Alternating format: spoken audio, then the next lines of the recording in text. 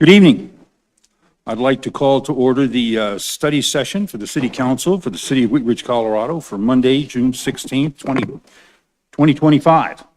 We will begin our meeting, as we do most of our meetings, with public comment. This is to comment on any item that is on the agenda. So we have 3 study items on our agenda. The first study item is on the Lutheran Legacy Campus, the master developer introduction. Item number 2 is the municipal facility feasibility and planning draft report. And item number 3, is the property acquisition for public works and the parks shops. So I have 2 people that have signed up to speak here. When I call your name, if you'd please come to the podium, please introduce yourself, give us your first name and your last name. If you'd please spell your last name so we try to get it right in the record. Tell us whether you're speaking on item number 1, 2, or 3, and then you'll have 3 minutes to address the council. So our first speaker is Julia Reese, and Walt Cordizel is on deck.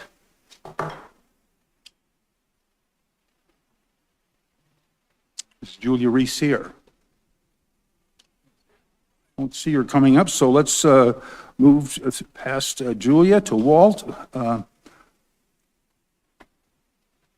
Walt, I'm going to let you handle your last name. I'm not quite sure where we are on that, so.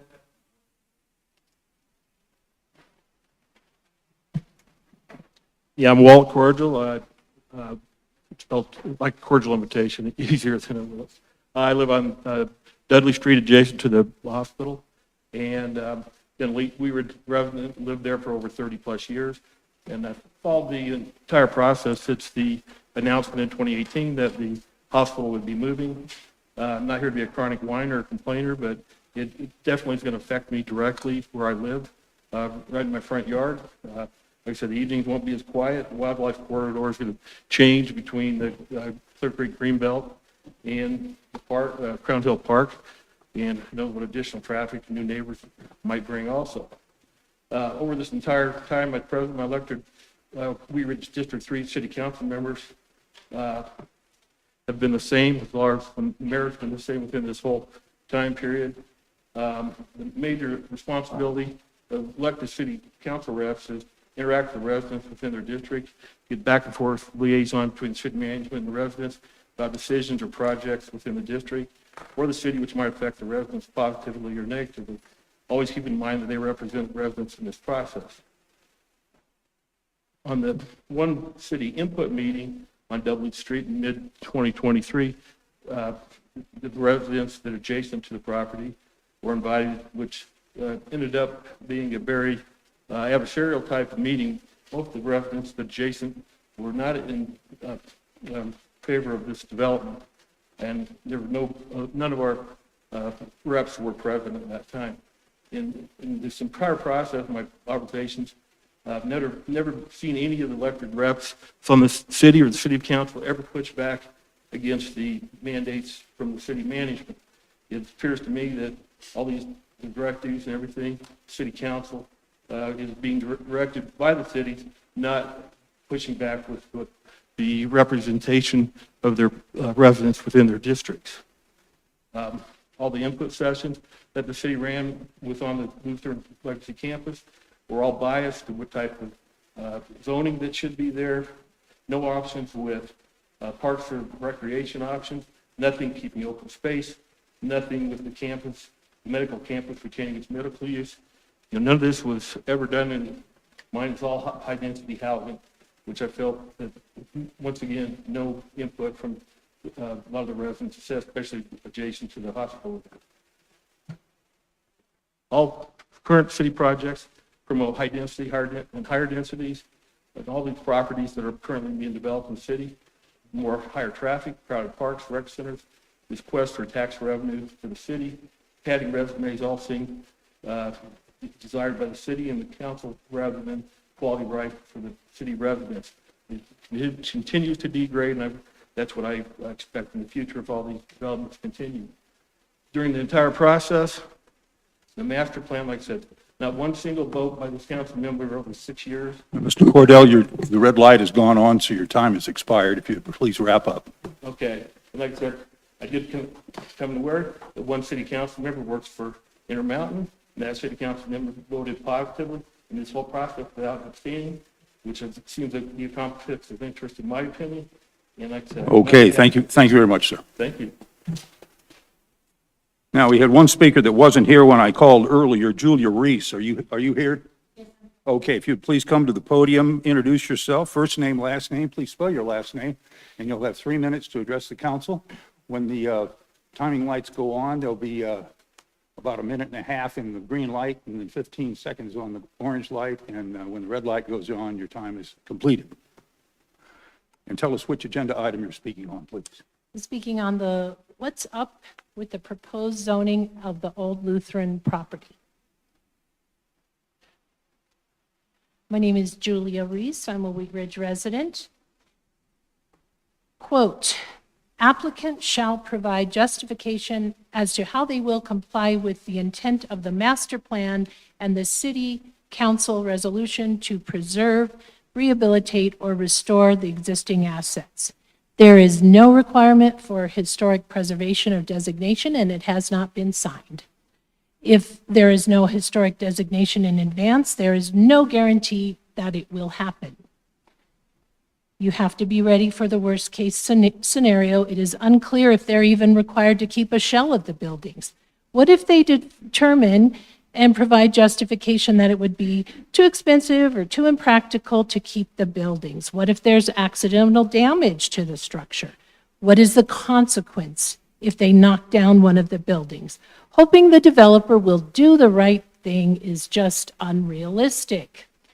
This development is designed to create a crowded urban environment on most of the property. According to the developer, more than 2,000 homes can be built there. A change of this magnitude should be voted on by the people of Wheat Ridge. In the past, we voted on the rezoning of small properties. We should vote on the rezoning of 100 acres. Maximal building coverage, no limit on how much of a parcel can be taken up by a building. In contrast, standard high density R3 allows only 40% coverage. No setbacks. Buildings must be placed close to the street. Minimum landscaping and open space, they had to do 40% on Whisper Creek, but they got you down to 20, but part of that's a ditch, and these properties don't have a good setback. Only one parking space per home is required, and Corey Stites told us the other night he calculated about 1,500 cars if they built 1,500 units, but if the property gets sold, which they can do, the owner could build 2,000 units. So no limit on the number of units that can be rentals, and you have been promoting that you've completed traffic studies, which is not true. We got Corey Stites and the developer to explain this to us the other night, and they explained to us that there could be a mill levy on the residents of Wheat Ridge to be able to accommodate this massive amount of traffic that you are going to put on us, the citizens, on 32nd and 38th Avenue. This is a very irresponsible action. Thank you. That concludes our public comment tonight, so we will move to agenda item number 1. This is I'm sorry. No, sir. We're moving on. Item number 1 is the Lutheran Legacy Campus Master Plan Developer, Mr. Goff. Thank you, Mayor. As you all know, Intermountain Health used a comprehensive request for proposal process to gauge interest from the development community for the sale of the former Lutheran Medical Campus. After thoroughly evaluating 10 distinct proposals, Intermountain narrowed the search down to 3 firms. City staff was able to interview those 3 finalists and did provide feedback to Intermountain.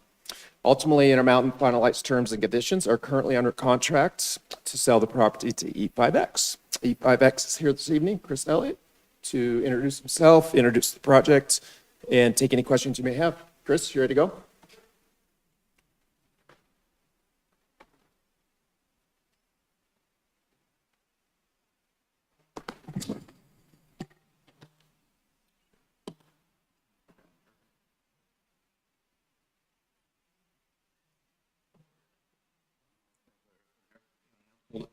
I'll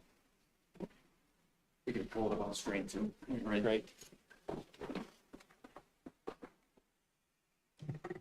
Mr. Mayor, Council, it's a pleasure for us to be here. This is an exciting property that we have been watching for a long time, and we're very, very happy to have the opportunity to come in and develop it. Let me first say that I want to congratulate the City Council and the citizens who worked together on the master plan. There was a lot of effort that was obviously taken to look at the property, look at the adjacent surroundings, look at the existing land uses that were in the vicinity, and what made sense on this very special 100 acres once the hospital and other medical-related structures were gone. The master plan is very sensible, it's very practical, and it makes the process of integrating a property like this into the community just all that much more sensible. The concept of utilizing a mix of housing options and requiring that along the perimeters of the property that they be similar in nature to the existing communities to the east, west, and north, and to then move through that as a buffer, if you will, towards the center area that it is contained within the two Lutheran parkways, and allow there and only there for higher densities, a more intense residential use and mixed uses, and heights of structures. This allows for a logical means by which the property can work within that existing community. I've got a handful of slides here I want to share with you. Let me first tell you that we are just getting into the process of design. We wanted to see the efforts that you all had put into place, working with staff, working with the community, to secure in a thoughtful manner the master plan first, and then when it became apparent that the zoning code being a part of your city charter had limitations on height, that there be some thoughtful consideration to allowing additional height within the community, but concentrating it all within that center area. Having that particular effort go to the ballot last fall and be approved by an amount of 67% of the overall vote is very impressive. It says that you are in tune with what the community wanted to see. And then to follow that up with a zoning code which was specific to the property, that gets into everything from setbacks to open space to building heights to orientation of the various home styles that would be constructed here, made all the more sense. And then finally, following that up in April with an actual formal approval of a rezoning for the property, put all of that into place. So as we come into the issue now, we find that the plan is very well laid out. There is a logic to the restrictions and regulations. Let me tell you, it's by no means a simple process for us. There's a lot of conditions that are embedded in that zoning code that are obviously a result of the work that you all did with the community. And it mandates that a lot of things happen. Again, I talked about housing types and densities and heights, but it also talks about the preservation of the key structures that exist at the property today. The chapel being one of the keys, the Blue House, which has been on a wide variety of foundations throughout the property since 1902 when it was first constructed. Those two things per the zoning have to remain. And we will work with the city and all other entities that have an interest to make sure that we put those particular structures to a viable and beneficial use within the community. We're going to integrate those into the overall community. Beyond that, we have been studying how we wanted this to try and feel. As I say, we want to make it a part of the community, but how do we do that? And we've been looking at initially tree preservation. You know, the Lutheran property possesses a fairly significant number of existing mature trees. A lot of those follow the parkways and are in medians within the parkways. They're along the perimeters. They're everything that you would ever hope for in terms of being able to adequately buffer what it is that we do back into the existing community. So we're really blessed with an opportunity to make use of all of that.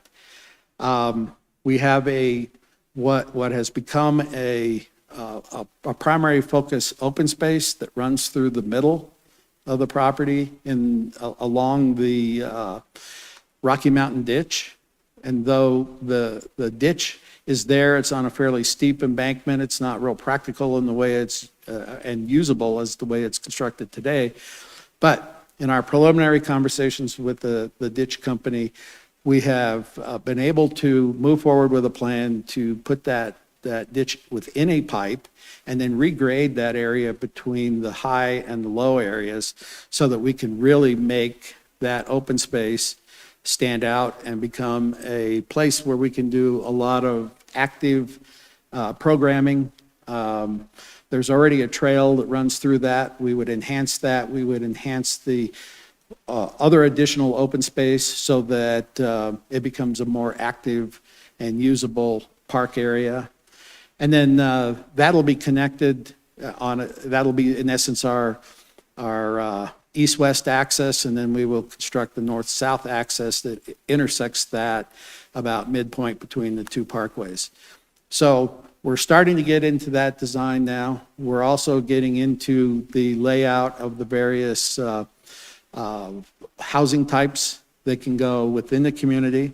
Let me take you through that a little bit. The image that you see here, again, is a point that we can start at to talk about what we want some of the architecture and some of the perimeter images to look like. One of the things that we really like is the towers that are part of the old hospital building. And those of you that have been here a long time, you know that building started out as a really special architectural structure.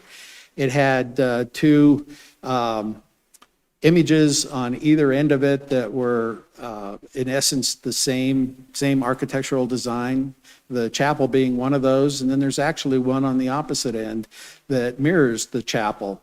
And you've got the red tile roofs, you've got the ubiquitous blonde brick that is on every structure that's there, and we want to try and incorporate those same kinds of things here.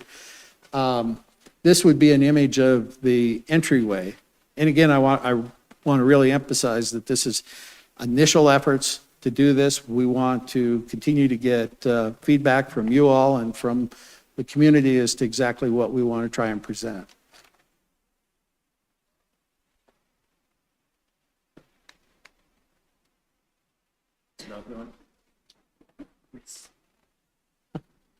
You got to push the right buttons, right?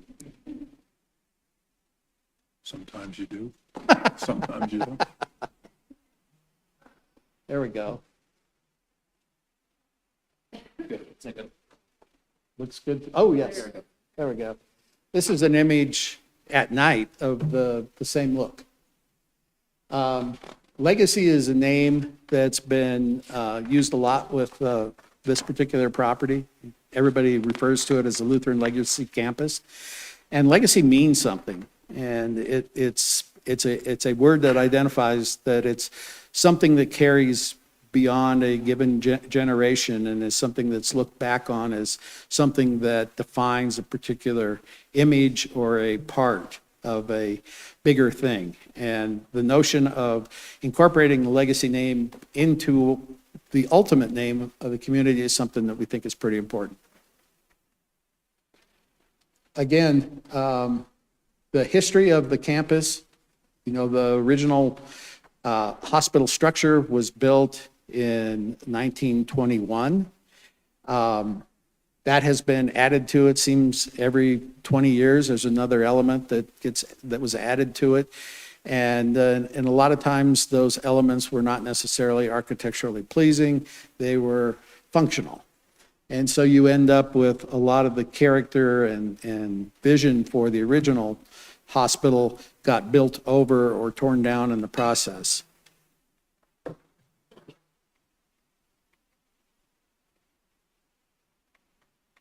There we go. This is a note of the various consultants and the team that has worked with us on this. Everybody from environmental consultants to traffic consultants to civil engineers.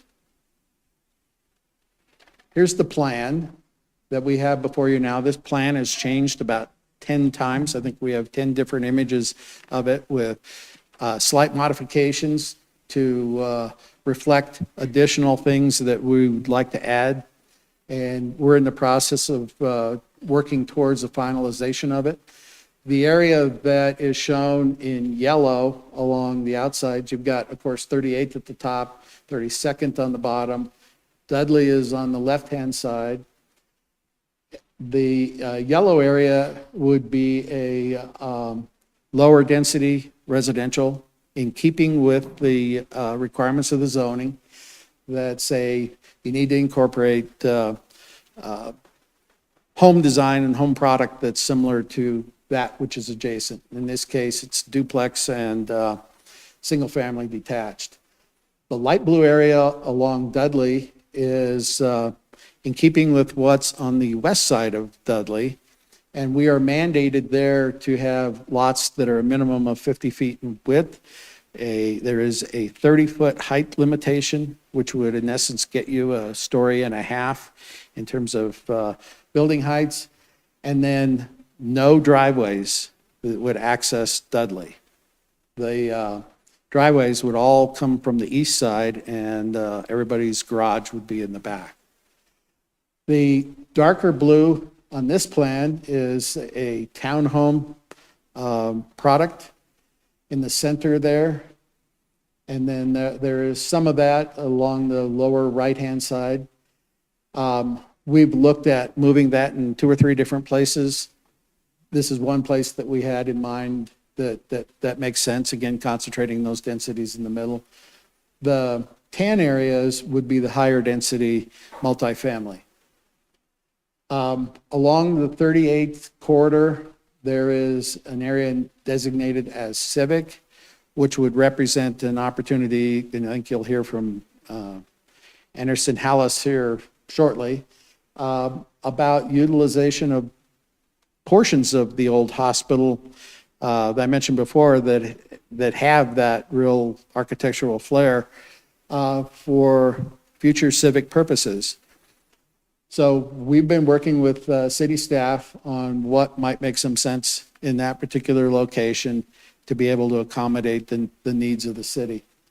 And then to the right, there is a area that's designated for future retail. And again, zoning requires that we provide a minimum of 10,000 square feet of retail as a part of the overall community. This particular slide shows the open space and green belts that are planned along, again, the parkway areas, the parks themselves, the promenade that extends from the green belt in the middle towards that civic function, and then the other park and open spaces that are spread out throughout the site. This is the building height limitation that again is part of the master plan, part of what was approved with the low heights, lower densities along the west and south and east sides, and then going higher in density as you get towards the middle, with the highest concentration of building heights and density in the pink area on the area north of the Rocky Mountain Ditch.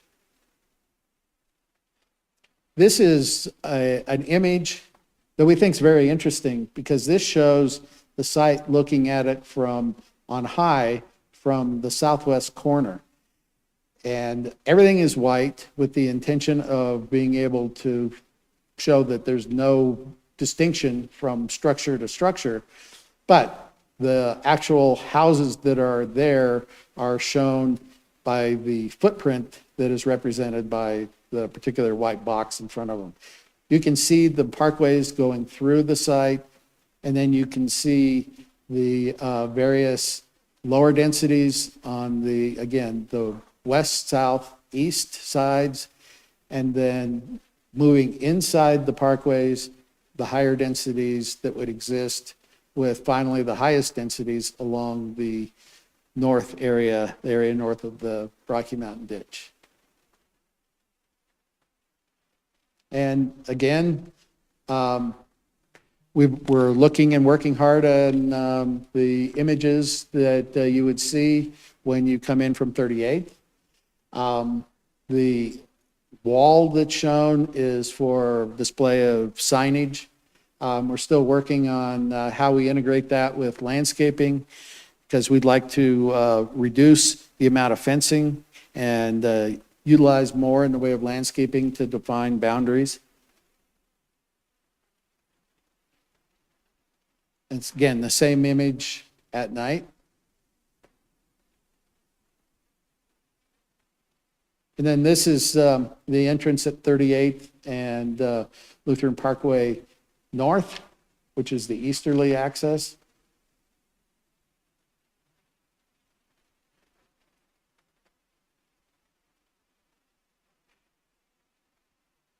And the clicker stops. I think that may be it.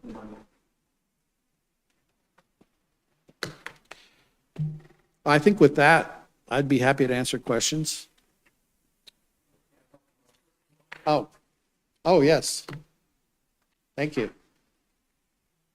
This is an image, again, an initial image of what things would look like along Dudley. We want to try and create an image that is very similar to what you see on Dudley, but nonetheless defines where the legacy community would be. So, story and a half homes there, and then some type of a entry treatment that runs along Dudley. This would be the park area that would be along Dudley. It would be at about the midpoint along Dudley and would integrate back towards the open space along the Rocky Mountain Ditch. We notice the fox that you have outside and the importance of a fox in Wheat Ridge, and we want to honor that. And so we're looking at some custom structures that we could place within the park areas. Images within the higher density multifamily areas that would show the open space that would be created, that the buildings would be centered around.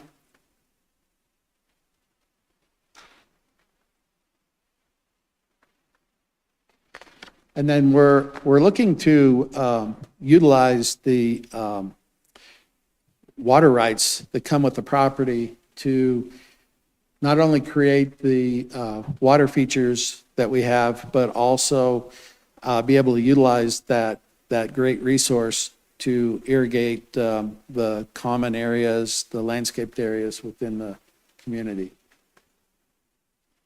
Now I got to the end. Okay. Okay. We will start our questioning with Counselor Hoppy. Thank you, and thanks for your presentation. May I just ask you, could you maybe just expand a little bit more on like kind of your background, like yourself and kind of your connection to Lutheran and like Jefferson County in all of that? Oh, absolutely. I grew up in Jefferson County. Went to Arvada West High School. I'm a proud Wildcat. Went to the University of Colorado. Fifth generation Coloradoan. My mother actually worked at Lutheran Hospital for about 20 years. And I have the dubious honor of having spent 3 weeks there having my appendix out. So deep connection there. The hospital meant a lot to us. It was a very important piece to our family. I've been in the land development business for some 40 plus years, and with a concentration it's all been in the Denver metro area. Done number of communities in Jefferson County, and they've been large and small. We did Leiden Rock in Arvada, as well as Whisper Creek. Leiden Rock was almost 1,500 residential units. Whisper Creek, about 900 residential units, a mix with some retail and office. Did communities in Evergreen. We have another community that's on the border of Wheat Ridge and Arvada, known as Haskins Station at Ridge Road and just east of Ward Road. And then we've been active in Thornton, Aurora, and we have other communities in Parker right now. Thank you. I just have one other follow-up question. With all of your years with working in development, how often do you see a process like we took on with this campus where we did a legislative rezone? And can you just kind of explain a little bit more about like kind of the benefits of having it go through that process?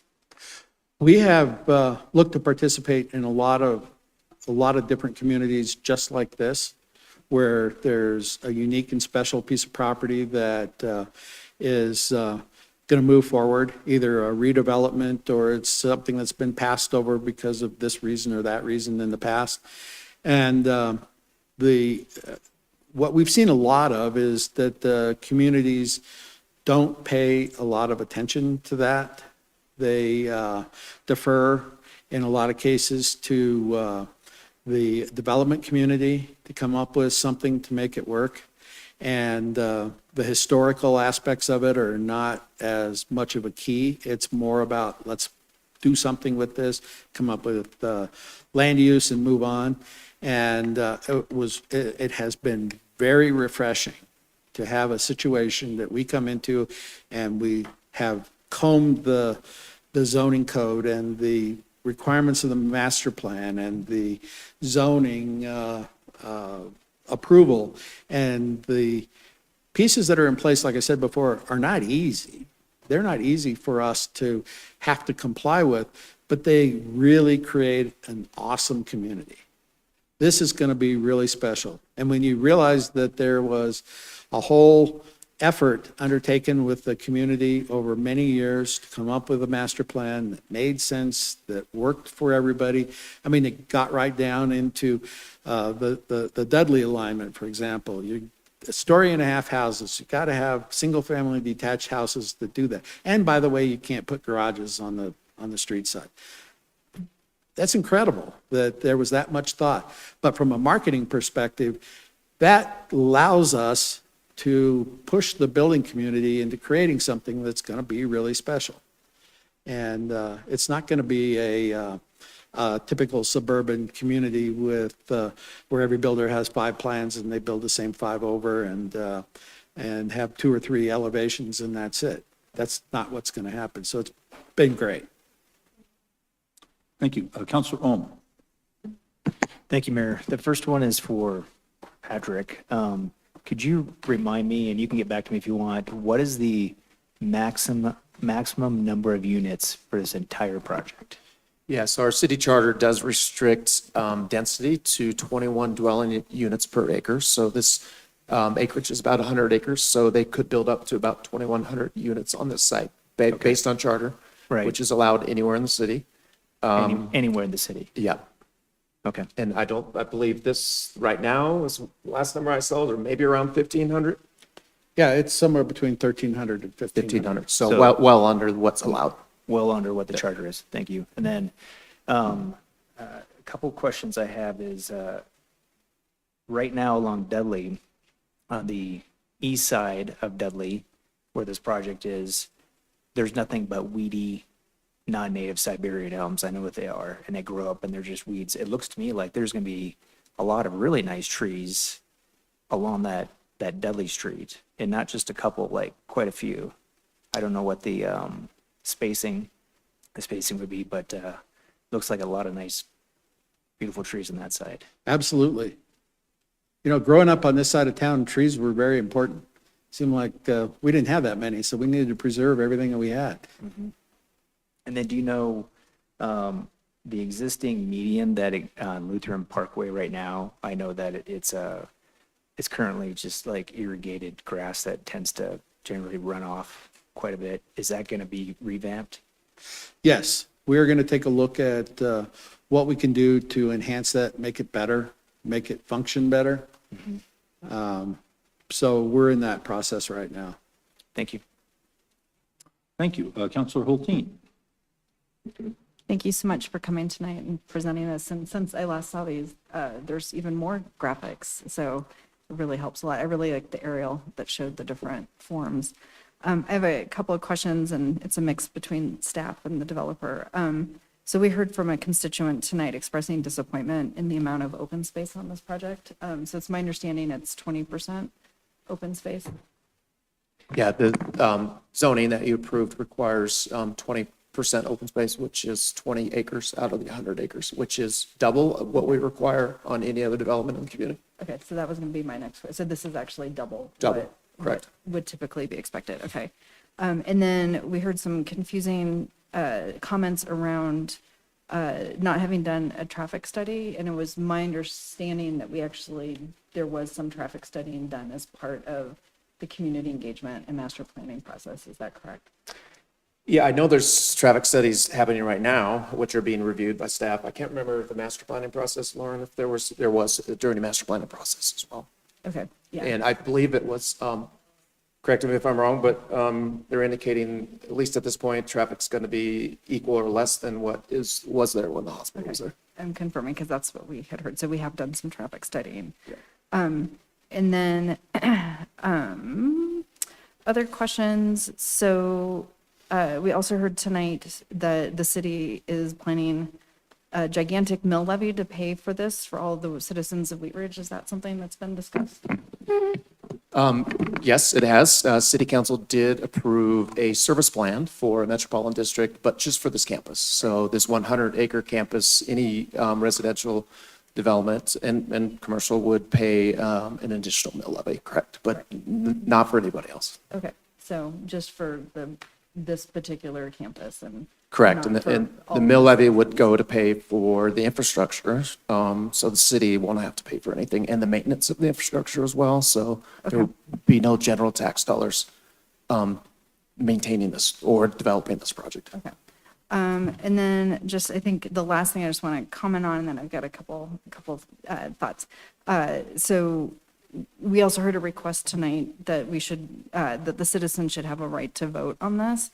And we do allow citizens right to referendum. So if council has made a decision and there are enough people in our community who don't think this is the right decision, then the citizens have a right to referendum them. And I respect that. I think that's one of the things that makes us inclusive democracy. We have heard from a majority of people who we heard from on April 28th were in support of this. And our citizens have voted overwhelmingly in support of the ballot initiative and the long master planning process. So we are listening to our citizens. We're not just listening to city staff. So I think it's an engaged dialogue. So with that, I just wanted to make sure we're all clear about what we're talking about tonight. So I really like that visual that really shows. And part of it is that it looks like a neighborhood, and we're talking about building a neighborhood here. And I really like the thought that has gone into, how do the different pieces come together. I am really sympathetic to Walt, who talked about having to live across the street from a construction zone. It's going to take a long time to build this out. Can you maybe talk a little bit about what your plans are for both the demolition and like how you would come in as a developer actually doing active construction in the neighborhood? Sure. Let me first say that we will engage with the community, and it's our intent. We have an obligation to do a general neighborhood meeting, but it is also our intent to engage in micro meetings, if you will. The Dudley Street folks is one example. We're going to sit down with them and go through what we're thinking. What's the image that we want to try and create? What's important to them? We've shown some concepts here that we think might be nice. We want to hear from them. We'll work with them on those kinds of things. As it relates to construction, we want to be thoughtful in how that happens. We want to make sure that traffic management during a construction period is taken care of, that it's safe and efficient, it's not noisy, that it's not done at unacceptable hours. We've talked to, at this point, about 4 different demolition contractors that are in the process of putting together their proposals to do the demolition on the hospital and the other structures.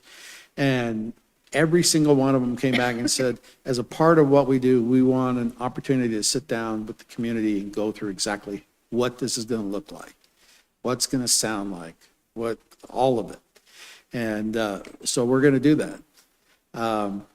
We had somebody at one of the district meetings who said that he didn't want to have to hear construction traffic on a Saturday morning at 5 a.m. And I said, I don't either, because if that happens to you, you're going to call me, and then I'm going to be interrupted about that too. So we need to have a partnership with the community going through to get these things done. It's not going to be fast, but it needs to be deliberate and intentional the way we work through it. Great. Last question. In the visuals, we heard tonight that some of that open space is going to be a ditch, but I didn't see a ditch in any of the pictures. And I No. seem to remember you had said something about you're working with the ditch company to underground that and pipe it. Correct. That agreement, we're already moving forward with Rocky Mountain Ditch to put the ditch into a pipe. And I was remiss in not saying that earlier, but that'll open up that whole open space and make it really functional without the ditch being present.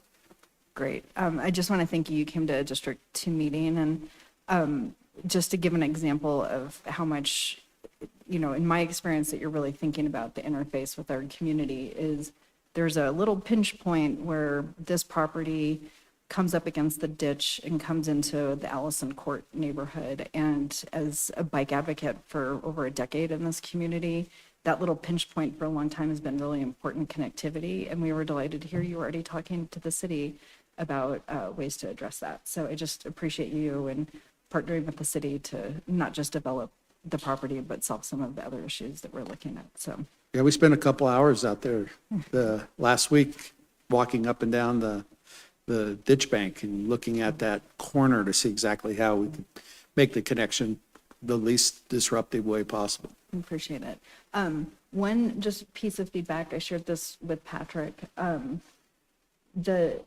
really love what a landmark look this is. It's really distinctive. I want to be really sensitive, especially along 38th Avenue, to creating too much separation between this neighborhood and the surrounding neighborhoods. So I would really love to see, I love the distinctive signage. I love the porticos over the, sidewalks, like all pedestrians should be treated like royalty. But I'd love to really see using more landscaping along 38th, and I think you mentioned this in your comments, but I think overusage of vertical separation along there isn't going to be as inviting. And I think one of the things that makes Wheat Ridge great is we walk our neighborhoods. And as somebody who crosses that street and walks up there a couple times a week, I'd love for that to feel really inviting. And I'm sure you'll work with us on that. No, absolutely. In fact, that's another spot that we've engaged in a lot of time out there, because as you know, it drops off from 38th down to the parking lots that are there adjacent. What can we do to pick that back up, take that sidewalk, have it meander way into the property? Again, there's a ton of beautiful, mature evergreens that run along 38th. Let's save them and like come up with a way that you can bring that bike path and walking paths through there. Awesome. Well, we have a long history ahead of us, so looking forward to it. Thank you. That's right. Thank you. Councilor Dozeman. Thank you, Mr. Mayor. Chris or staff, could you maybe speak to the assurances of preserving those historical buildings and repurposing them? I'll start and let Chris finish that, but again, in the zoning does require that the Blue House Chapel and the TB tent are all preserved and, yes, used and incorporated into the development. And we have to abide by that because that's part of the zoning. But we need to come up with a way to really make those things, those features stand out and really be functional. We don't want to create take the chapel, for instance, and say, okay, it's there, it's going to stay, and then nothing ever happens. We need to do something that creates a vibrancy and a use for that chapel, that structure going forward. Same thing with the other two. It has to be something that's celebrated as a part of everything that's done. You know, there's been discussion of, well, you need to get a landmark designation. I don't know exactly what that obligates us or the parties that are providing that to. We'll be happy to investigate that. At the end of the day, we are going to save those facilities and make them vibrant parts of the community. I really appreciate you bringing renderings just to kind of get a good idea of what you're thinking. I love the blonde brick. Is that actually a plan to incorporate that into? That's a key component. Okay, yeah, I love how well that goes with the neighborhood, and it's just those roses, those blue brick roses are the white rose actually that we based the Collier Hospice on, and had an event every year to support hospice, which is still on that campus. So I also wanted to ask in regards to more of a timeline. So if moving forward, are you going to do a phased approach for development? What does that look like? And dates of breaking ground and moving forward? Sure. It's our hopes that we can work with staff and secure remaining approvals we need yet this year, and then immediately get started. The goal would be to concentrate on upgrading the parkways so that they're functional bike paths along those. Staff has made it clear that those are, and we want them to be a key part of that, but we're going to concentrate on rebuilding those and getting that core infrastructure in place. And then we'll start probably at the southerly end with the lower density residential, and then move north along the outsides of the parkways, and then move inside once that stuff's done. Councilor Larson. Thank you, Mayor. And that was essentially the question I was going to ask. Chris, help us understand how this big project moves forward. I'm just kind of guessing that looking at, we've designated planning area 1, 2, 3, 4. Does each one of those planning areas get its own development company, or is this something that you guys will have your hands on kind of as it goes forward? And what would be you bring in an outside company to develop a certain area? How does that relationship between you guys and the other company work? We're still working through exactly how we're going to try and do it, but I can tell you that we're going to be involved in every single step. We will bring in builders that will actually construct the homes, and they will be subject to additional site design standards that we're going to put into place that are going to deal with everything from architecture to landscaping within each individual lot. In fact, we're working with Wheat Ridge Water and Denver Water now on what types of landscaping there would be within the individual yards. So we will impose a significant number of conditions based upon the builder interest that we have. We're going to see them agreeing to some fairly stringent standards as to what they can do, from materials, again, to home appearances, architecture, all of it. Thank you. Thank you. Councilor Hoppe. Thank you, Mr. Mayor. This question is for Patrick. You know, much like we did with the Wadsworth project where we had a hotline, would that be something that we would try to set up for this type of project where we had updates and a hotline on what's up Wheat Ridge? Yeah, definitely. Well, and as you've heard from Chris this evening, he's he likes to engage with the neighbors and stay in touch, and we'll do that in partnership with him and the city and using our resources as well. So, Councilor Snell.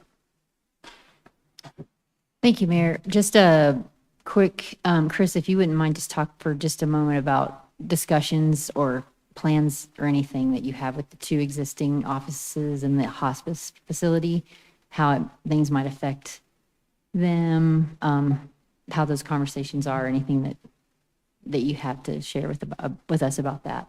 Sure. The hospice will remain.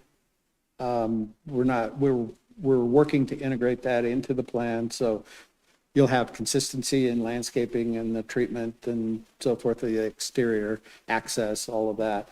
And then the office building that is in the northwest corner will remain as well.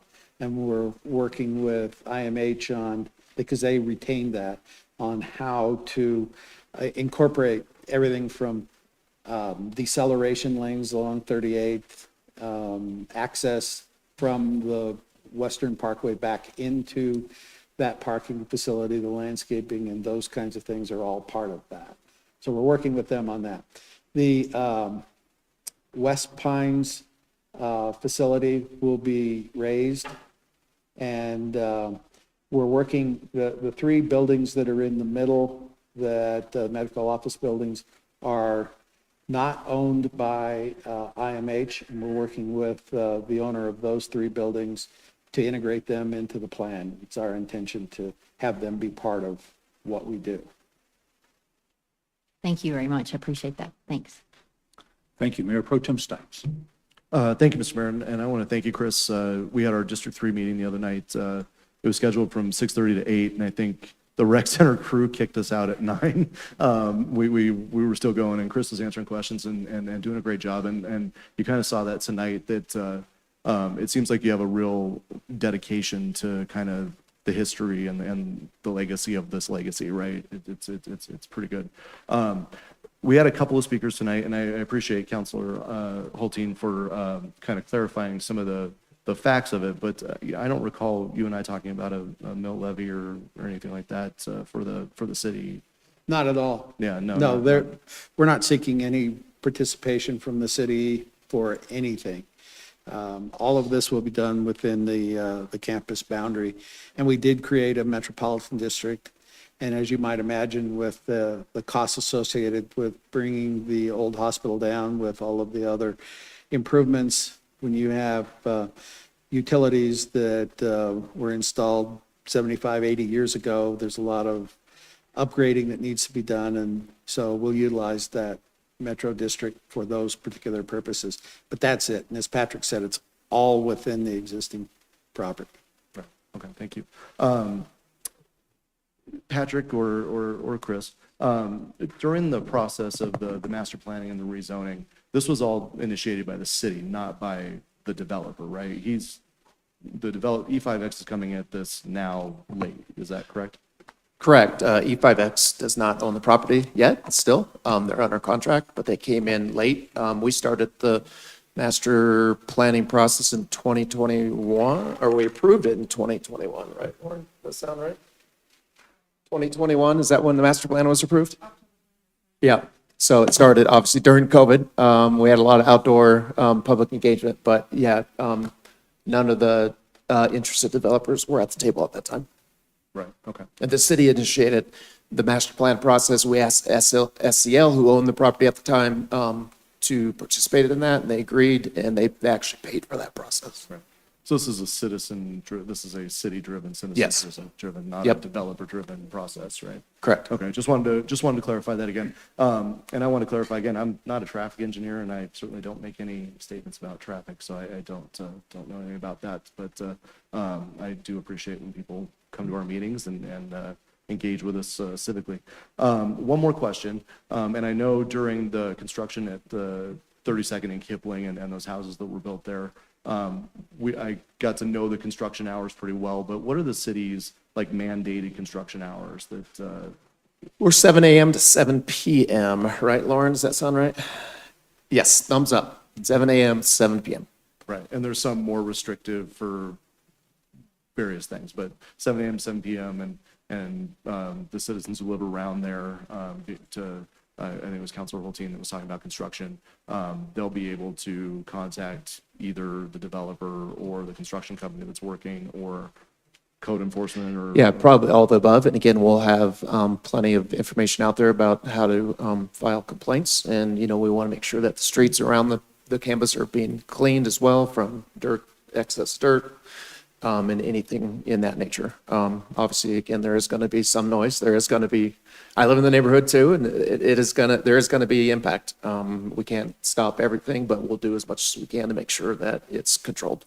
I've had some residents reach out, obviously District 3 surrounds this property on almost all the sides, but, and talk about like they're worried about construction workers parking in their neighborhoods, things like that. I mean, it's 100 acres, so, is there, I'm sure there's a way to make sure that the construction traffic and all that stuff is contained to the site, right? Not into the neighborhoods, not on Cody and all the other streets around there. Is that feasible? Yeah, and we can require that as part of the building permits. There's plenty of space on the campus. Great, Absolutely. Thank you. Counselor Ohm. Thank you, Mayor. Could you go back to that sheet 5 of the packet? It's the one that has an overview, It's frozen again. where it says Lutheran Conceptual Plan 14.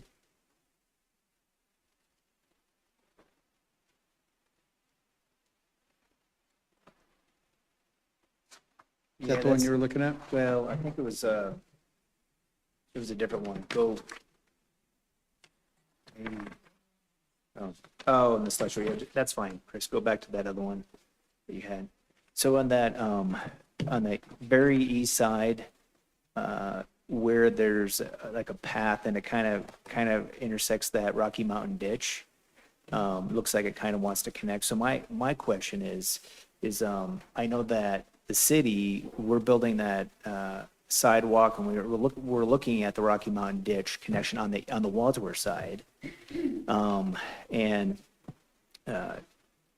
I don't know how far we've gotten in conversations with Rocky Mountain Ditch. Have they said, yes, if you have the money, you could pipe it and that'd be okay? Or has something changed now because they're redeveloping the entire property, that at least the Lutheran Legacy campus is getting the okay to underground? I'm just wanting to like, if there's conversations being had, I'm not saying that we spend the money or ask the developer to spend money, but just like, if there's a door that's open, can we just say like, hey, we're very interested in doing it, maybe not right now, but. Yeah, the conversations that are being had today are just within the campus, Yes. which Chris mentioned. The city had conversations with Rocky Mountain Ditch several years ago about extending that trail all the way through out to Wadsworth. They weren't very receptive at that time. Right. They've been actually, if Chris was not agreeable to piping the ditch, they were going to fence it along this whole campus. Yeah. And That's what they want to do with some of the other ditches around the community. I think they want to take away the potential liability that they may have of people using the ditches and getting hurt. So they weren't real receptive of doing any more with the ditch that goes out to Wads, but we could have those conversations again. Yeah, I'm just thinking of just laying some groundwork, like right now, if they're open-minded to it, just get something like, hey, we'd like to get to a point where we could reserve that right if we want to underground it and just continue, make that into a trail, Thank you. Thank you. Counselor Dozeman. Thank you, Mr. Mayor. So as a fellow fifth-generation Coloradan whose mom also went to AWS and graduated from there, I just want to discuss like how wonderful that the intention was to put all of these parameters and buffers in place during the master plan process so that we could attract the right developer.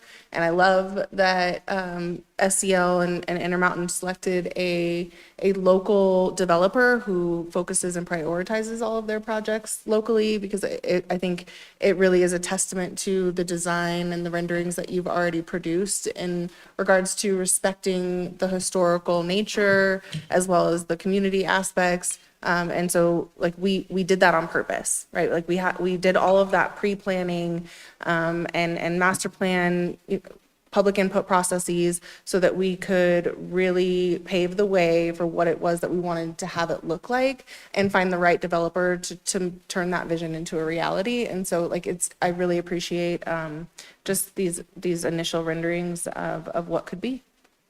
Thank you. Okay, well, Chris, I don't have any more questions from the council right now. Has anybody got any more before we tell Chris thank you very much and let you excuse you from this part of the discussion? So thank you very much for bringing your team and for showing us your project at this particular time. Thank you all. We really appreciate it. We're looking forward to working with you. Thank you.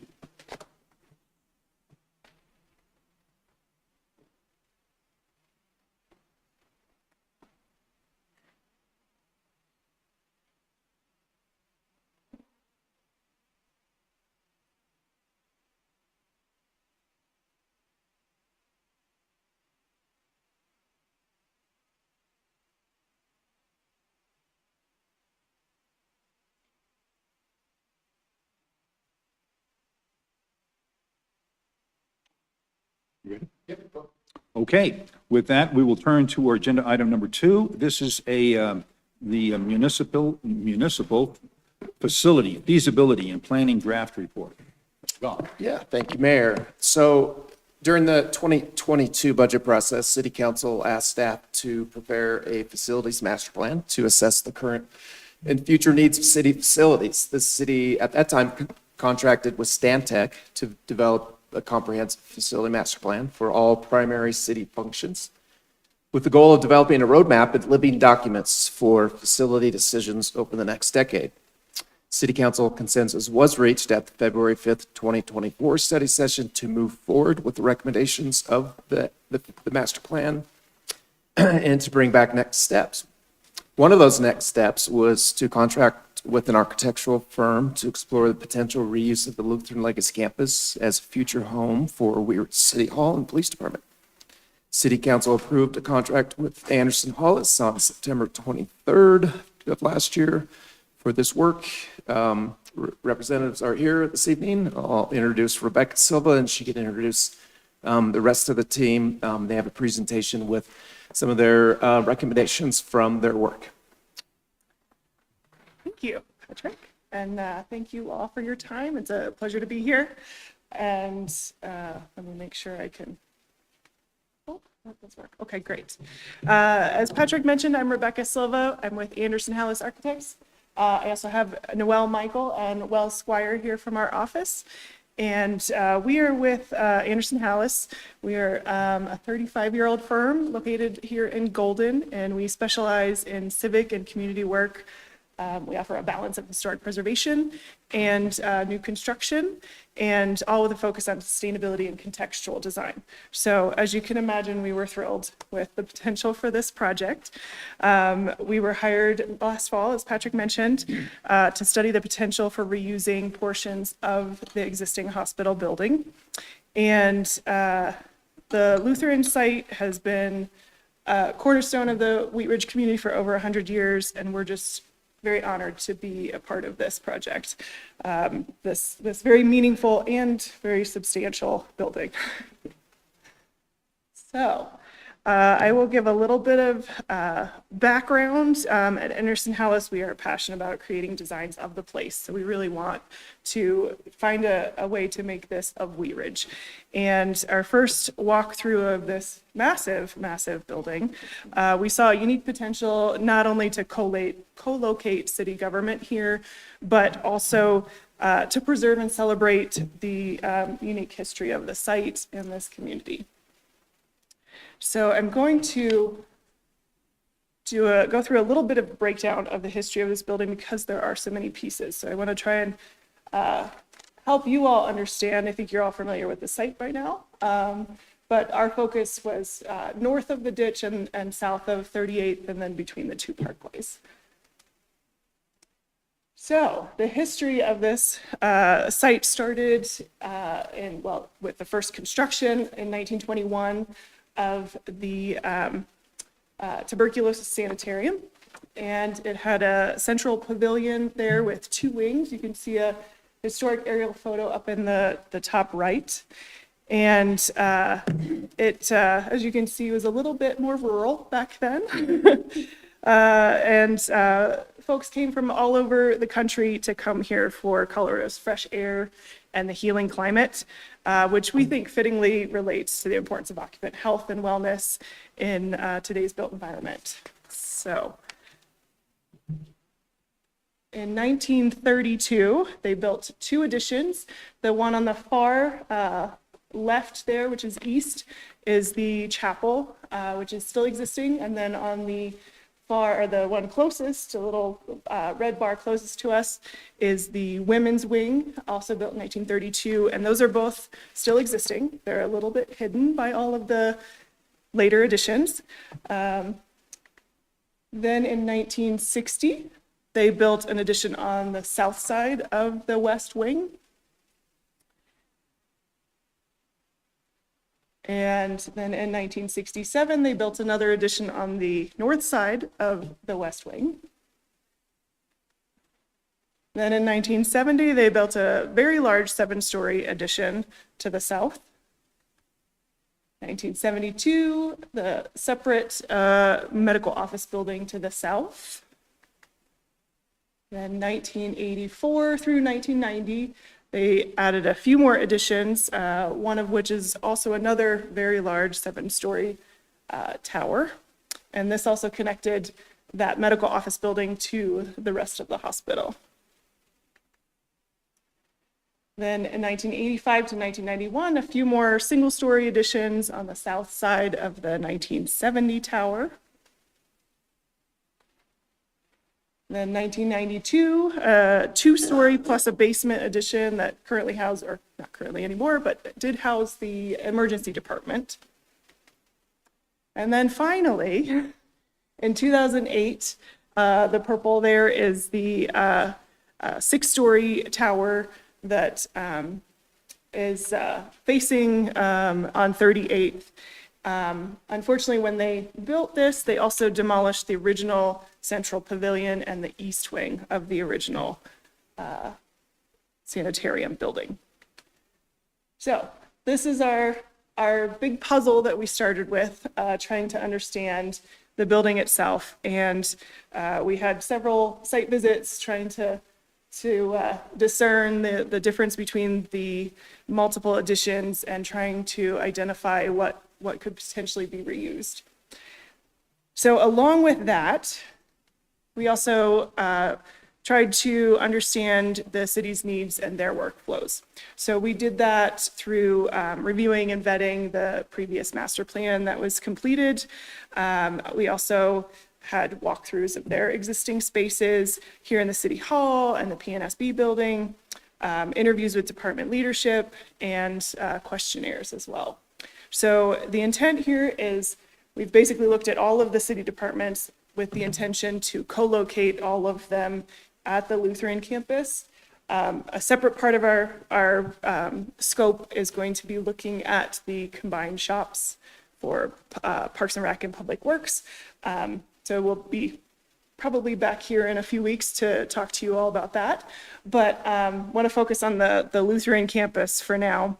And then we just wanted to make sure that it was clear the rec center was staying as is. But all the other city departments and functions would be co-located to this one location.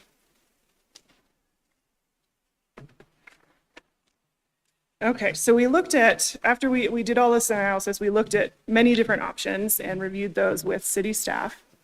The first one was looking at the 2008 tower. It is the most current or the most recent addition. Some challenges there were it's a very large floor plate, which makes it much more square footage than is needed. So the city programming that we came up with would only take up about the first 2 stories of that. So then the rest of the 4 stories would have to be a tenant of some sort. So that produces its own challenges for security and wayfinding and a public civic presence. And then the large size also is challenging for daylighting and organizing spaces within there. So the second option we looked at, and these are in not really any particular order, but we'll get to our preferred alternative after we go through these quickly. The second one was looking at the historic wing along with the 1960s portion and a portion of the 2008 building. So some challenges there would be recladding portions that are currently covered by other additions. So where they've put an addition on an existing, on a previous addition, that condition of the exterior wall there would be unknown. So there'd be some work there and a lot of unknowns, which that's no surprise for a project like this.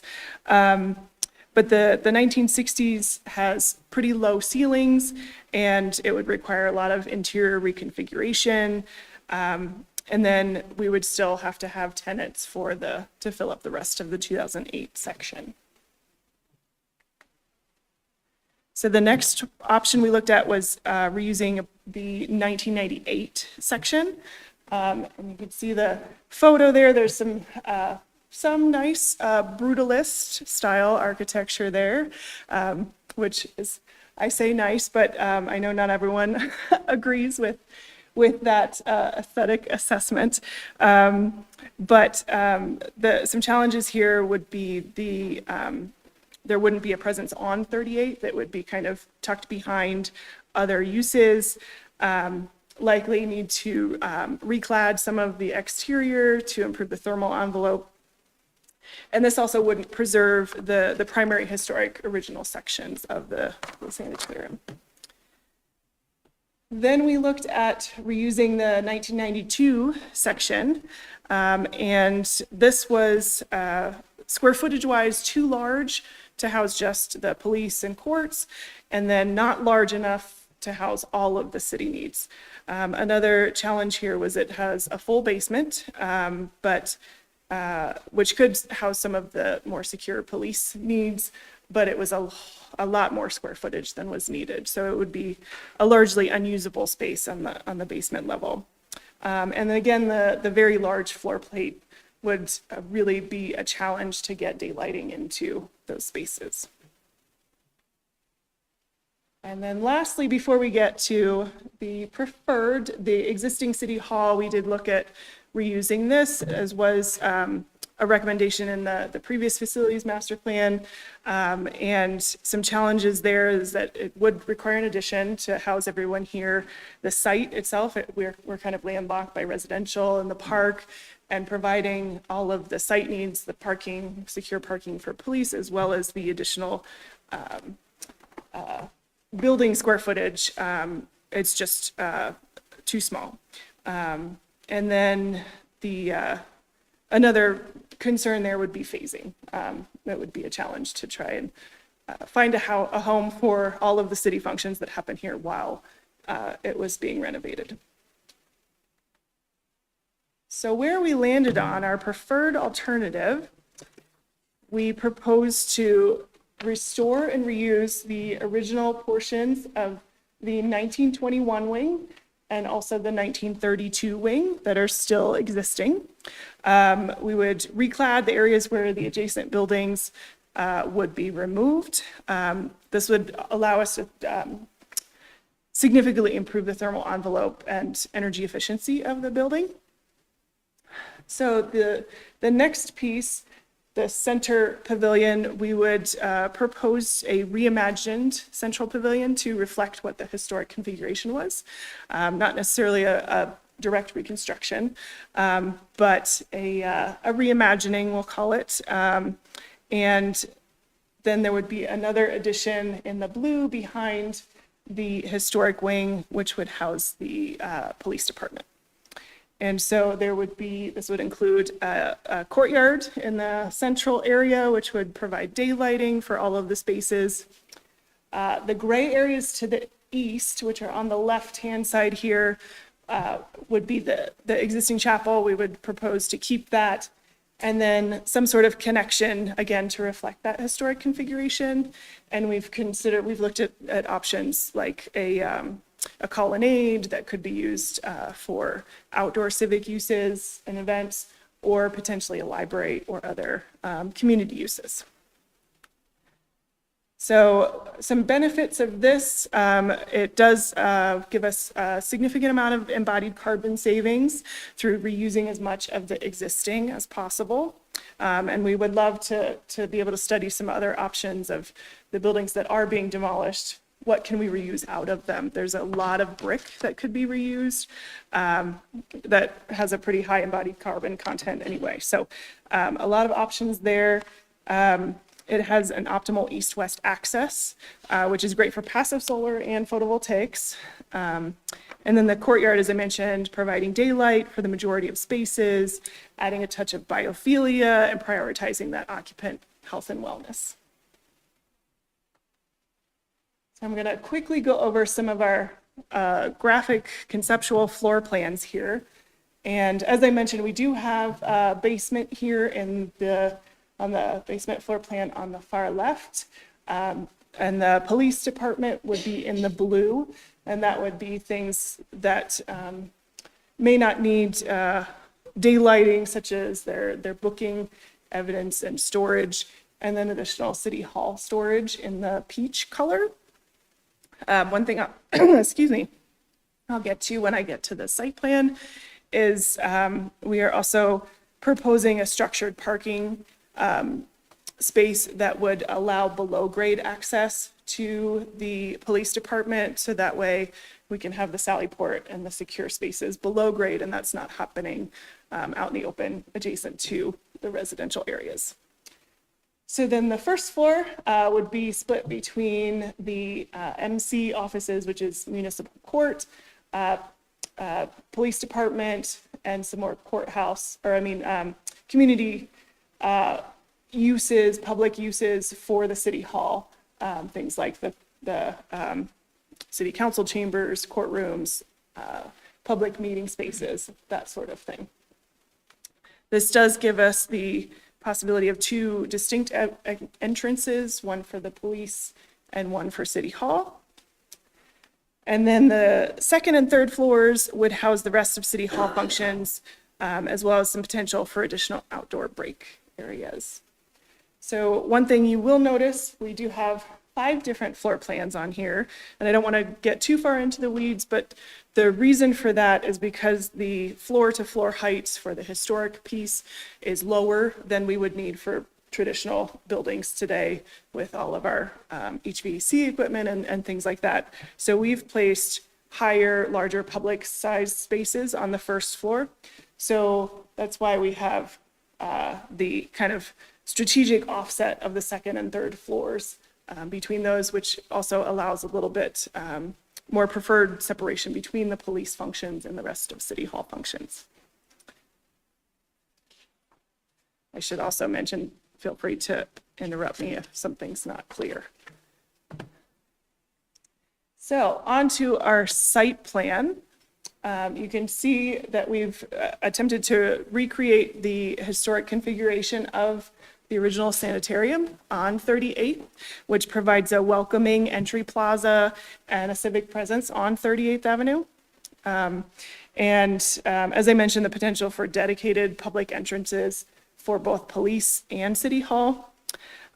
We would propose minimal modifications to the parking, the surface parking along the front, and that would serve both city staff and the public needs, as well as a library or whatever community entity might occupy the space to the east, as well as the chapel. So the parking structure that we noted is in white and off to the left, which is west. And the intent there is, as I mentioned, would be for that to provide subgrade parking that would be secure, dedicated for police.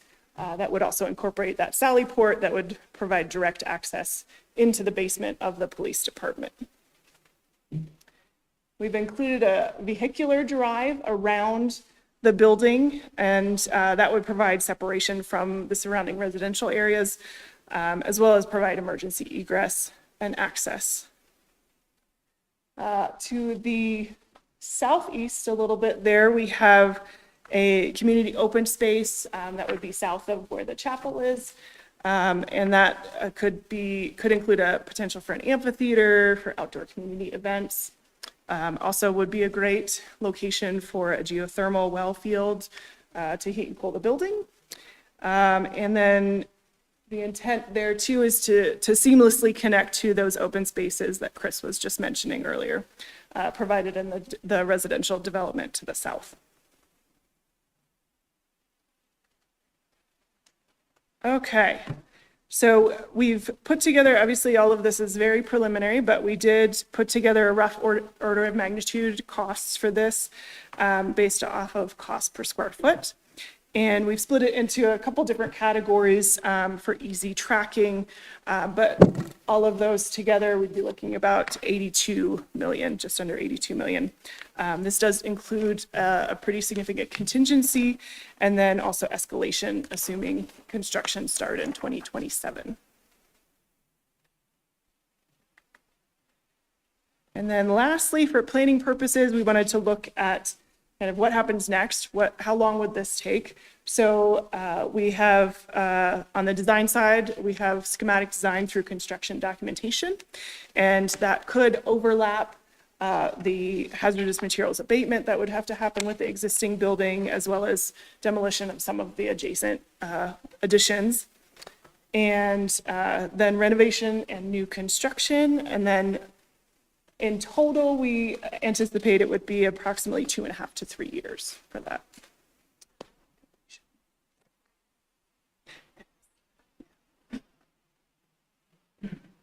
There are ways to escalate that, but that's a safe estimate.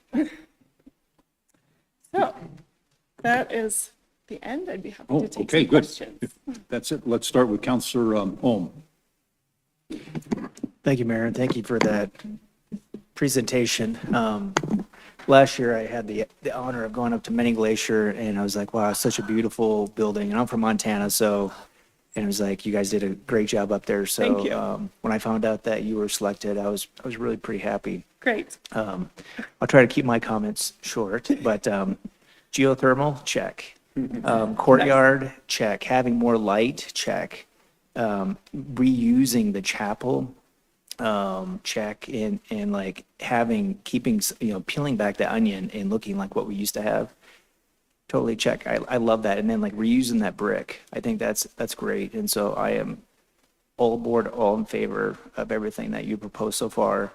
My only question is how much input have you gotten from staff? Because that, I can look at it, I can say like, this looks great and what a great experience, but is the PD, have they bought into it? Has, the rest of the staff, has everybody kind of looked at it and said, yeah, this is something we're really going to support? I would say mostly, and I would call on Patrick to join in that as well. We did, as I mentioned, interviewed with all of the leadership team from all of the departments, and generally all the feedback we've heard has been positive.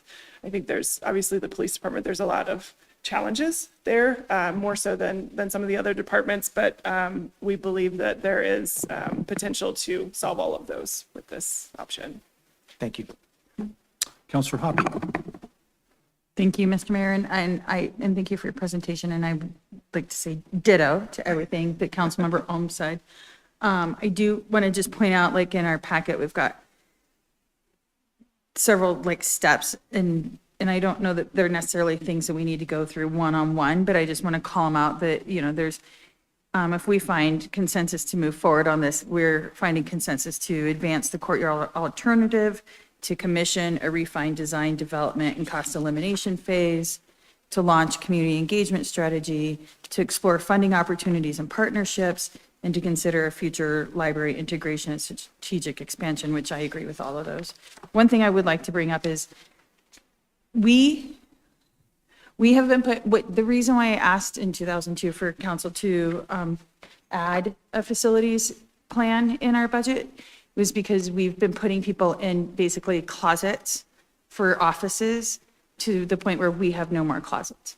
To the point where, although because our recruitment doesn't necessarily show it on our police department because we're fully staffed in our police department, unlike a lot of our other surrounding communities, they don't have locker rooms, they don't have an exercise room, they don't have a training room, and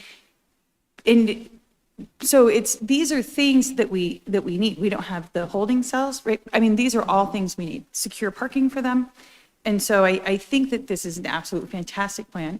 I want this for our community, and I just want to remind everybody that we can have nice things. Thank you. Counselor Dozeman. Thank you. Just kind of reiterating, another local organization coming in to do a local project. I mean, the level of detail that you took pride in as far as preserving the historical, I mean, the infrastructure, the building, I mean, it just incorporates so many pieces that I think are unique to Wheat Ridge and this site that I really appreciate that we're holding on to. And I agree. I mean, we did this facilities master plan because we recognized that we were running out of room, and we've been having to lease and rent multiple buildings to house our staff.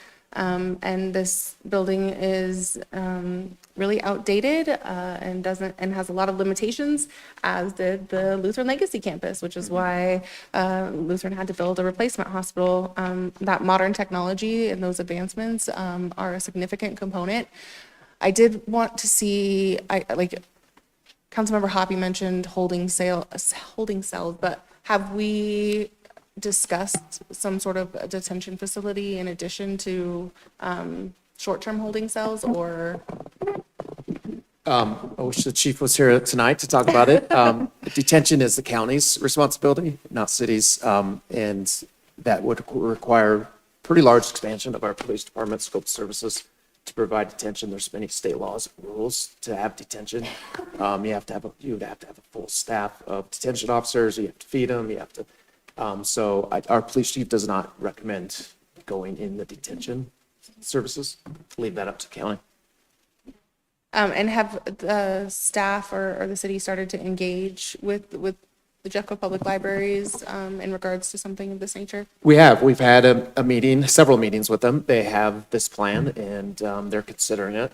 And they are actually looking for different space in Wheat Ridge. I was told that Wheat Ridge and Golden are their two top priorities right now for new libraries.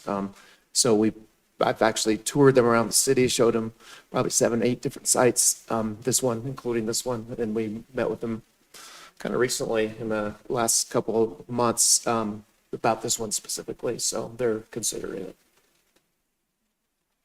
Counselor Hoppy. All right, Voltini, excuse me. The other H. We have fewer H's than we did on the last council. So a couple of things. I'm also, I was going to ask about geothermal, and it just came out of your mouth, so that made me really happy. Some of my questions have been answered, and I'm just going to be a little bit of like the pain in the butt tonight. So my father did historic preservation growing up, so my dad and his partner saved the DNF Tower on the mall. They did a lot of historic preservation, so it's in my blood. I do feel compelled to ask, though, like, Lutheran moved from the site to build a world-class hospital somewhere else, and with the amount of money that we're looking at to build a new facility, are we missing out on the opportunity to build a modern, functional city hall by just starting from scratch, especially knowing that this building served us for a while until it didn't, and that our needs here to expand are being constrained. So I feel compelled, if we're looking at this kind of money and we've got, this opportunity, was building from scratch on this site considered?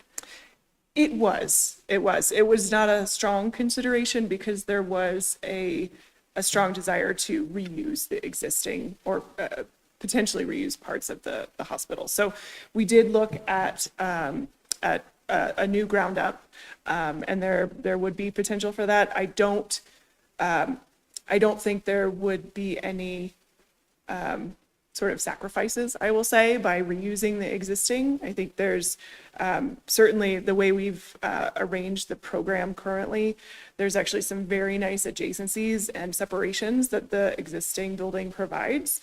And then also having that sort of new reimagined pavilion with the majority of the police department in a new construction on the backside still provides all of those new technological advances and flexibility for the future. Okay. Well, that sounds good. My only complaint is that it won't be done while I'm still on council. Oh, actually, I did have a question. I'm assuming that the council chambers will be somewhere on the first floor. It would be, yes. Are they going to be magnificent? Of course. Okay. Yes. Good. Thank you. Oh, wait, I'm sorry. I had one more thing. To the actual questions in front of us, the third item is launching a community engagement strategy. That's obviously going to be incredibly important. I am very cognizant tonight that we're talking about, we have 2 agenda items that are big dollar tickets. And I'm a little hesitant about launching community engagement until we've got more clarity about what some of the moving forward options. So as much as I love getting out in the community and doing it quickly, I don't want to hide from the community, but I'd be really hesitant until we've got more clarity in this space, what some of the pathways forward would look like. I think we can get people excited, and then when we're like, oh, here's how you're going to have to make it happen, it can feel a little bit different. So I would pause on number 3 until we've got a little bit more clarity on some of like what those pathways look like. And then like unabashedly go big on that. But so my recommendation is to pause on number 3, and I support the other 4 suggestions. Thank you. Councilor Larson. Thank you, Mayor. And the first question was on the library, and I believe we've covered that. So I do have a question about where the Parks and Rec and Public Works fits into this. Our next item on the agenda tonight is talking about a bit more pressing current issue with those 2 departments. So does this plan include those 2 departments in this campus? It does not. It does not include. It does not. Thank you. Answers that question very quickly. Then the other issue okay. All right, I'm going to hold off for now. Thanks. Thank you. Mayor Pro Tem Stites. Thank you, Mr. Mayor, and thank you for the presentation. I think this is fantastic. I agree with pretty much what everybody has said before me. One of the things I like about this is that, and in Wheat Ridge, history is very important to us, right? And this is a way to move forward as a community, a new city hall, something we can be really proud of, but it also harkens back to our history, and it brings back for a lot of people, something that they might have seen over the years as Lutheran has added on to itself. So I'm in favor of all of this. It was interesting to me that the other night during our meeting, we talked a little bit about this, and and some of the residents were very taken aback. Apparently, they hadn't heard about this plan, and they kind of got a little conspiracy theory about it. But this is something we've been talking about since 2022, right? Yeah, it's been an iterative process, and tonight's kind of really the first time we've provided this much detail to the council. But we've been talking about it through the facilities, obviously the facility master plan, and then we brought on the architect, and it was all with the intent of looking at Luther campus for city facilities. Well, thank you. I'm in favor of all of this, and obviously, I think Councilor Holtein's right. We need to be careful about our community engagement strategy if we don't have a way to make sure that this is a way to move forward. But once it's there, we need to go big. So, thank you. Thank you. Counselor Snell. Thank you, Mayor. I too am really impressed with this, and it's really exciting to think about our next iteration of where we're going to be. Can you talk, this might be more for Patrick, but can you talk a little bit about this building that we're currently in? Any discussions or what may happen here? Yeah, there were numerous options about trying to reuse this building. Maybe the police department or courts stay here. I think in the end, we decided that being all in one campus is more beneficial in this building. As you all know, as you've mentioned, it was built in the 70s. It's very inefficient. Our facilities manager is here if he wants to help speak to this. We just believe it's not worth putting any money into. It doesn't make sense to waste more money on this building because it's just not going to give us what we need long term. So there are options, as you see in your staff memo. Option number or recommendation number 4 is to, if council decides to move forward, is to look at funding opportunities and how to finance this. And this property is an asset to the city that has got value to it. And maybe that's part of the funding options, is we utilize the value of this property in some way to make a new campus work. Got it. Okay, thank you. That makes sense. This building has served us really well and continues to. It's very elastic. Lots of stretching here, but thank you. Appreciate that. Thank you. Counselor Holtein. Thank you. I got so excited about geothermal that I overlooked my first 2 questions. So first of all, we don't have to go back to it, but the aerial visual shows all that parking along the front. Is there any way to move some of that parking into the back so that we have like right in the center, like if you're looking down in it, like the main entrance, like it feels like it's gonna look like a parking lot from 38th. And I know that we heard from the developer tonight that there's intention to really use a lot of landscaping, but is there any way to migrate some of that parking around to the back? So it's not so parking heavy and a bunch of cars in the front from how most of the community will see it? I think we could look at that. Some challenges that might present is that the public face and the public entry wants to be on 38th Avenue. And so if the parking's in the back, that creates a little bit more challenges on how do you get into the building? Do you park in the back and then have to walk to the front, or you just make the entrance on the back? So that was the main reason why we wanted to, we proposed to keep that. And obviously, as Chris mentioned earlier, there's a lot of mature trees that we would want to save along there, and then really create the large green space. So from the current plan, we would actually be pulling the front of the building back by a significant amount to create that green space in the front. Great. Yeah, and I wasn't proposing eliminating it, but maybe just some of the parking that centers around that entrance. Okay. So that Yeah. it feels more like that space feels Okay. more entrancey and less parking-y. That makes sense. Those are real words. I put. Of course. Yeah. And then I think, something that got us to this point and has come up again and again, is this a site that at some point in the future, or should we need it, would have expansion opportunities? Yes. Okay. Yes, and I think it definitely would. And we could look at expanding up, but we also did want to keep that buffer between the back of this building and the residential nearby. But there would be potentials to expand further to the east where that, the larger community area would be. Yeah, so ironic, I mean, it's like a funny history that it started little and kept building and expanding, and now we're tearing it back. While also talking about expanding it in the future, but that's how these things work. So, okay, thank you for answering those additional questions. Thank you. Mayor Pro Tem Stites. Thank you, Mr. Mayor. Sorry, Councilor Holtein's question about the parking kind of sparked a question for me, and I don't know if you guys know the answer to this.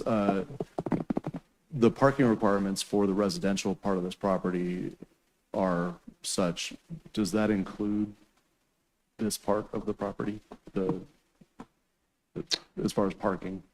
There are zoning yeah. requirements for parking here.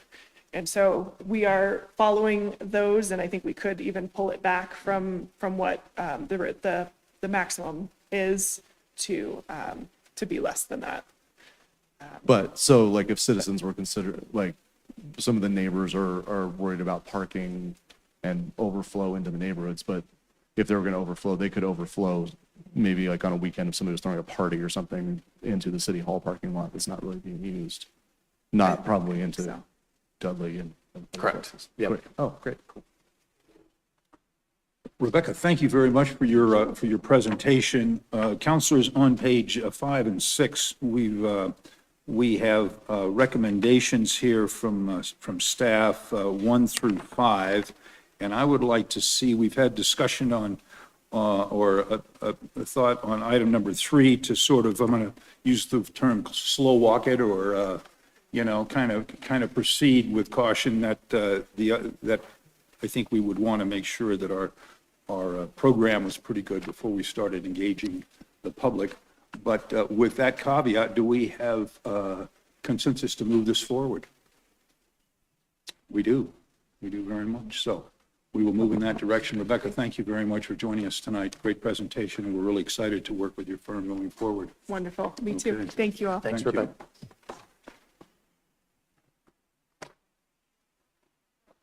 You're the AT guy?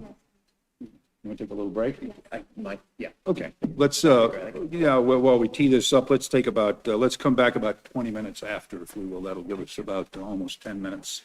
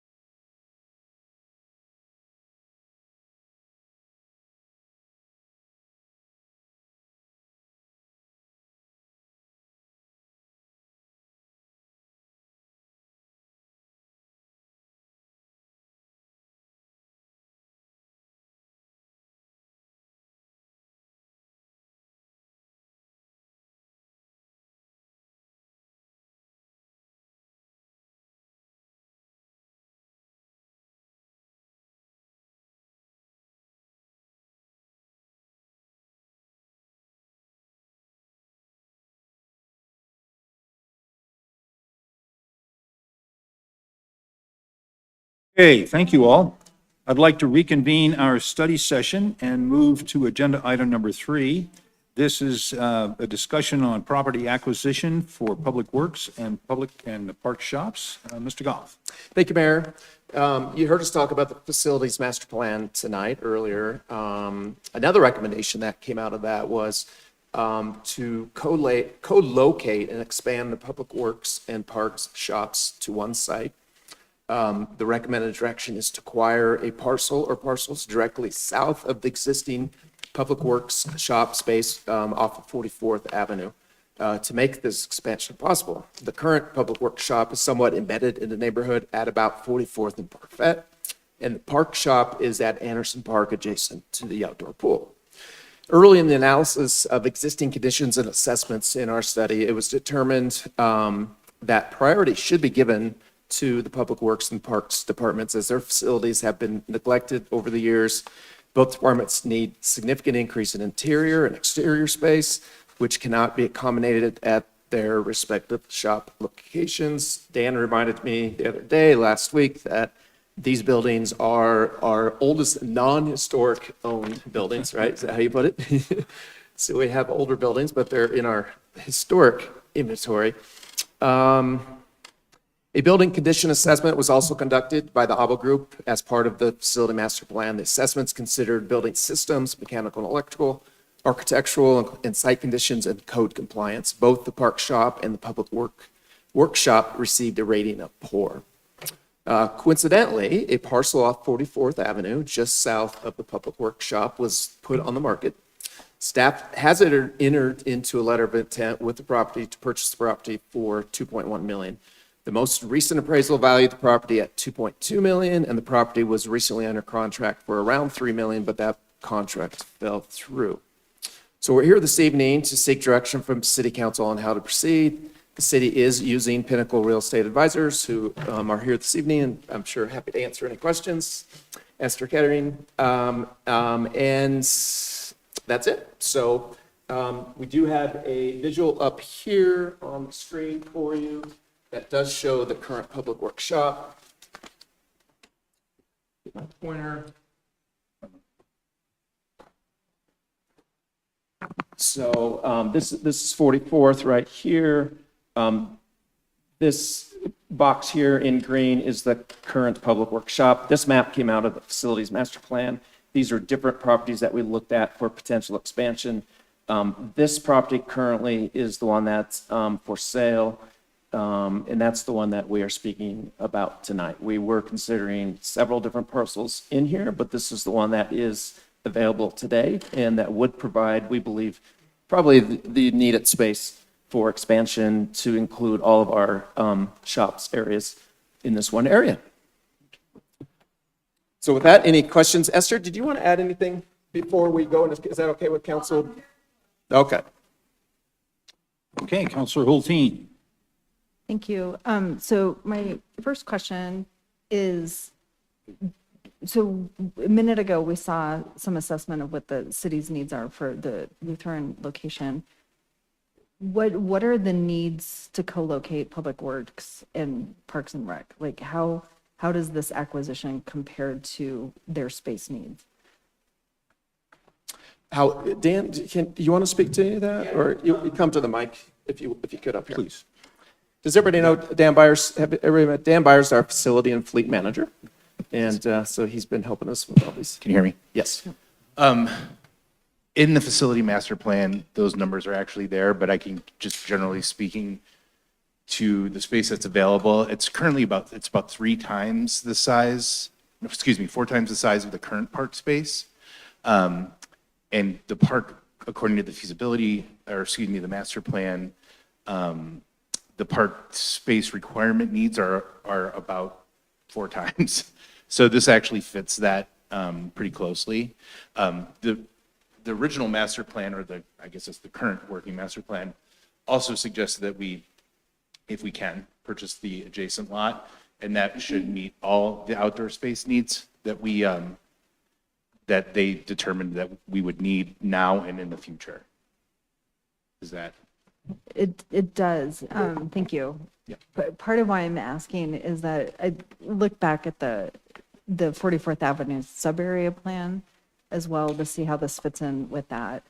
And I didn't really have a sense of what our ground space needs are, but the question that came to mind for me is if we didn't need all of the site, but what I'm hearing is that we do need all of the site, could we subdivide the front of it for the housing that's envisioned per the sub-area plan, create a drive like along one edge of the property, and just in part because what that sub-area calls for and envisions is residential investment along that corridor. But if what we need is the whole site, then that idea does not necessarily get us where we The need other to thing I go. might add, if you don't mind, Patrick, is that one of the major advantages to this plan is that it gives us access directly to 44th for all our parks and public works vehicles, which is really not only convenient, but there's like a safety factor. Obviously, we're driving big trucks through neighborhoods currently. So just for me personally, being a member of Public Works, I can see a lot of advantages for our city there. Great, thank you. Counselor Ohm. I think that probably kind of answered my question as far as circulation is better definitely from 44th and going through the neighborhoods. Yeah. Yeah, you can come up here too. Dan. So There's mics. if the two pieces, the two red ones, if they were the exact same price and they're pretty close to the same size, what would your preference be? The space that is available would be definitely preferential. Okay. There's more flow. The flow from 44th to our existing structures and where we are, already have some newer buildings. Okay. Where we already have some newer buildings that we can keep, like our sweeper building, and that kind of stuff. That's a sweeper building there. So we're already kind of like framed out on the perimeter. So I just think that the flow from 44th through this property would be much better. This property would bump into our existing fleet shops, which, ultimately this whole space will be reconfigured. But, in terms of like getting it into use quickly, this is just a kind of an amazing opportunity in a way, at least to execute the facility master plan, which is, kind of where my focus is. Thank you. Additional questions? Counselor Larson. Thank you, Mayor.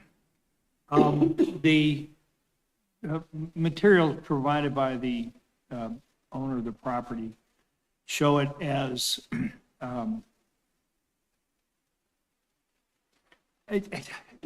let's back up a little bit. The original discussion was on both sides, but we're only looking at the property on the east. Right, that's, I believe, 1122144. This back. Right, because if you look at the material that's included in the package, it does show both sides. And the property on the west has tenants, has 4 houses on it.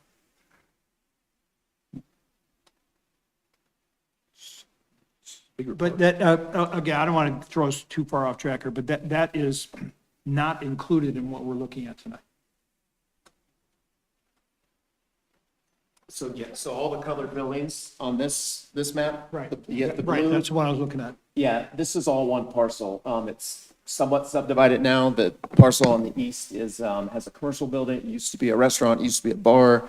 Today it's being used, for appliance sales or repair. We don't know really. We toured the site. There's probably 5,000 or more appliances in there. Property on the left, does have some residential units, as you can see. So it is including that It's property include both on the of them. west as well? Yes, it's one parcel. Well, first off, what are all those things that show up on Google Maps or on the aerial view? All the little white dots behind the building, what are those? Those are refrigerators, washers, dryers, dishwashers. Are they junk? I don't know 100%. We toured the site. Some of them looked fairly new. I don't know exactly what they're using them for. Esther, if you want to come to the mic if you could. I'm just interested in learning a little bit more about if there are materials stored on property that could be possibly leaking chemicals into the ground or something. It's Sure. going to increase the cost of having to clean up the site. Esther could speak to that. My name is Astrid Kettering. You can pull that down. I am with Pinnacle Real Estate Advisors, and I'm here with my colleague Joe Austin. And the first thing I'll say about this property is that it is available for sale. When you go out to buy property from an unsolicited seller, it becomes more difficult, but the advantage here is that this is on the market, it's for sale now, there is motivation by the seller. And we have a letter of intent at 2.1 million. So we tried to cover all the eventualities of the condition of this property because it is, no matter what Public Works does with it, I guarantee you it will be a vast improvement. There are, I think, about 4 or 5 individual residential type tenants that's not individual people, but individual tenancies on the west part of the property. In the commercial building, it is an appliance repair and resale, recycling. It's an interesting operation. So one of the requirements is that the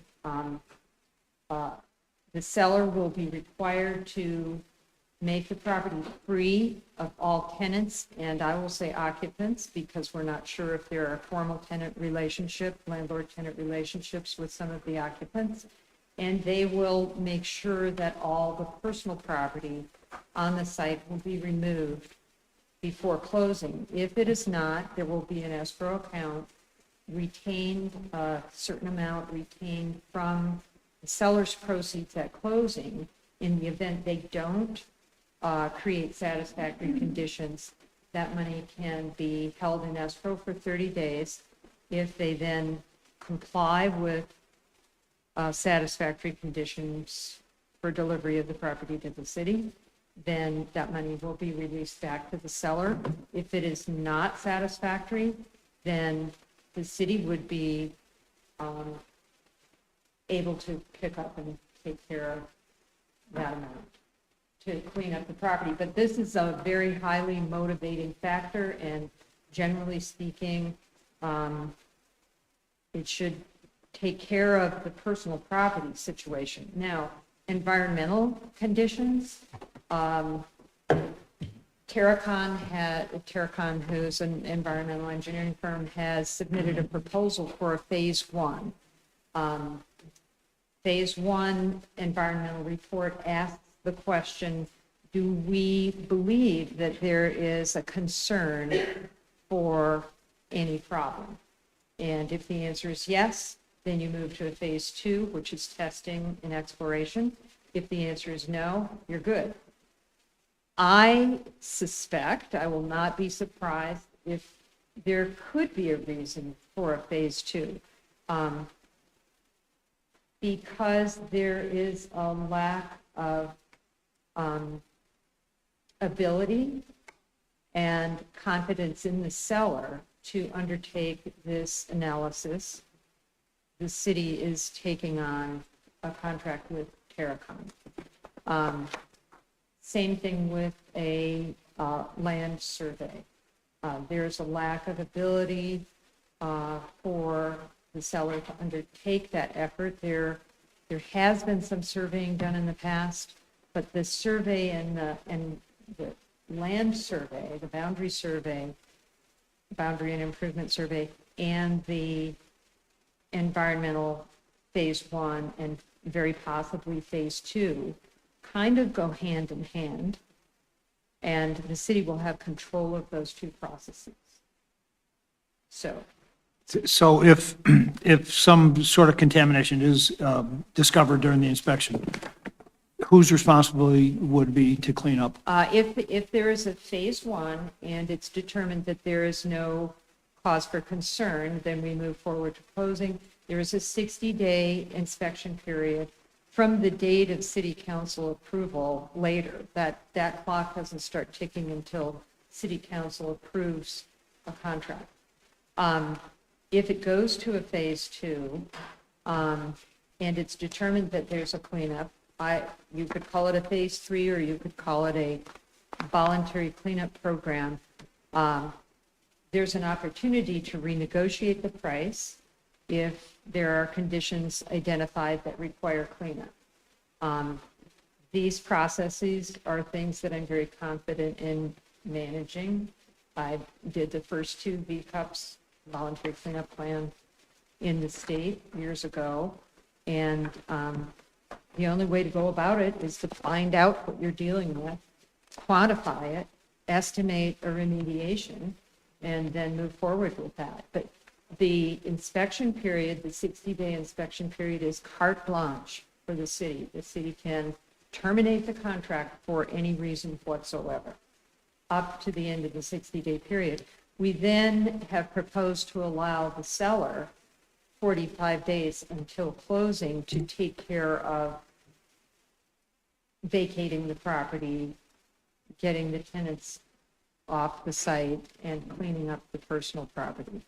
It is going to be a little bit of a challenge because there are so many appliances on that site, but Terracon didn't see any obvious red flags. It's not for sure that there's not going to be a problem. In fact, I think that there's a good possibility. And then just one more question. A few years ago, this property was rezoned to mixed-use neighborhood. Can you tell us if that was, if there was anything that happened between now and then to cause whatever potential buyers were interested in the site? What happened with that? I only know what I've been told, so this is allegedly and reportedly. The listing brokers had explained to me that the party that was under contract to purchase the property previously, and you might know more about this than I do, because presumably he went through some public approval process. And he was surprised to learn that he had to loop the water line around this townhome site, which I think was going to be 40 townhome units. I may be off on that. I've seen the site plan. To me, that might have been an amateur oversight, and I don't understand, speaking as a reformed developer, why that would cause someone to be surprised and not able to finish the project. But apparently he got the rezoning. I don't know if this particular party was going to develop and build the units himself or herself, or if they were just going to resell the land to a builder. So there's kind of a question there. It just seemed to me that it was odd. Additional questions? I had one, if no one else did. Esther, is Terracon able to produce the reports on the times that are indicated in the letter of intent? Yes. Okay. So they can- Likewise, the surveyor. Okay. And we've currently only entered into a letter of intent. Currently, there is only a signed letter of intent.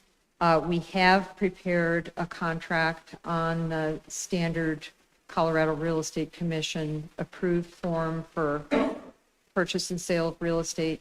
And this would be the actual offer contract. And we put language in there that is very clear about having the city manager sign, but the contract is clearly contingent upon city council approval. And my understanding is the city attorney has reviewed the form. He suggested half a dozen minor changes. Good. We reinforced the language on the city council approval so that if there was no approval, even if you missed a meeting, in other words, you didn't need to deny it, but if there was no approval by this certain date, what is it, July 14th, then the contract would be null and void.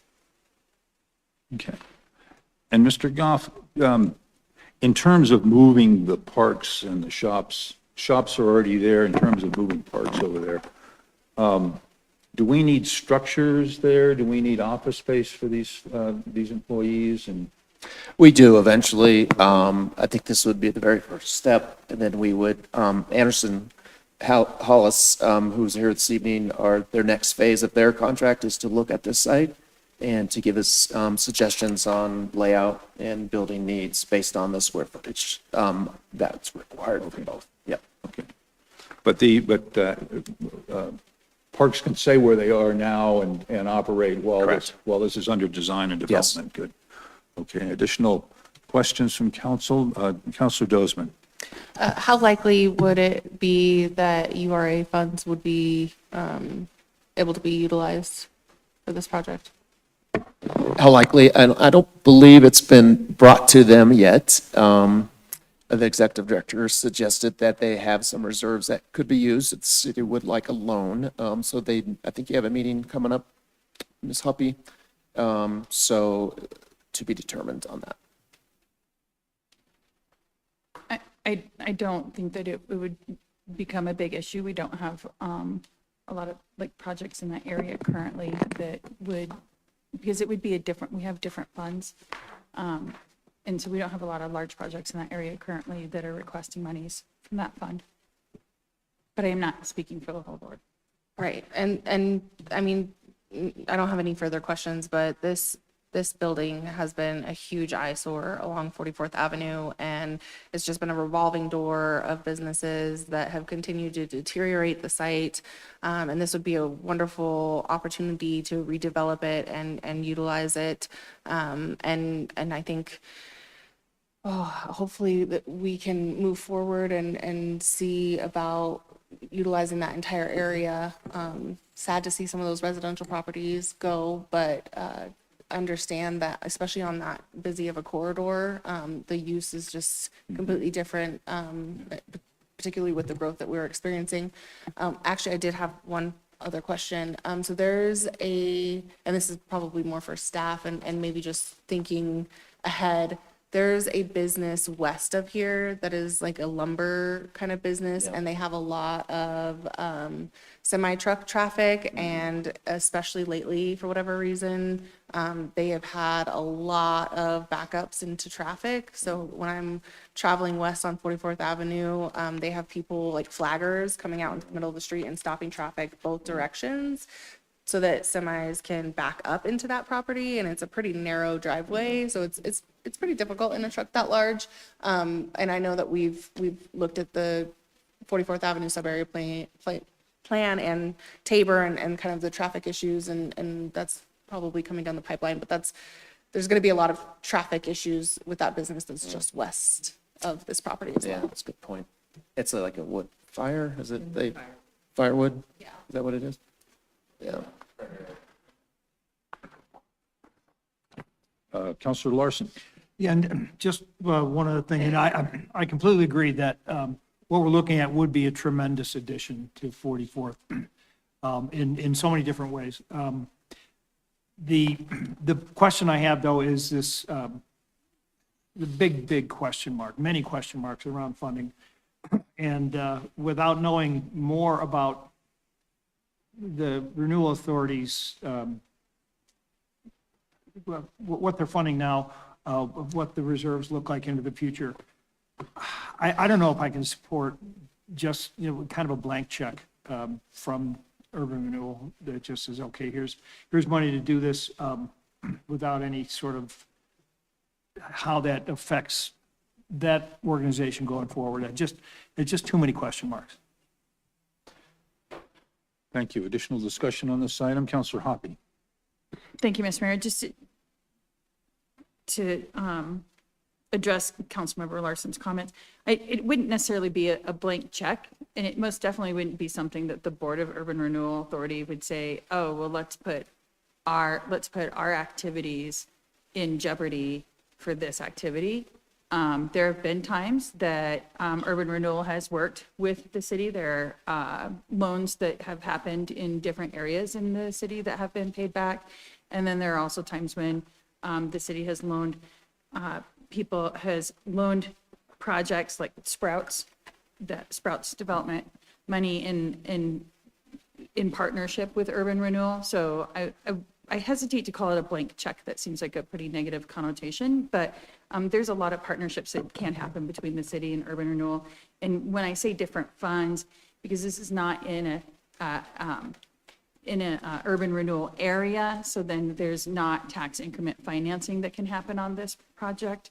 So tax increment financing is one of the ways, in urban renewal areas is one of the ways that we can utilize funds through the URA, but then also we have different like special funds for different areas like 38th Avenue, 44th Avenue and things like that. So it would be something that would work with those two pieces.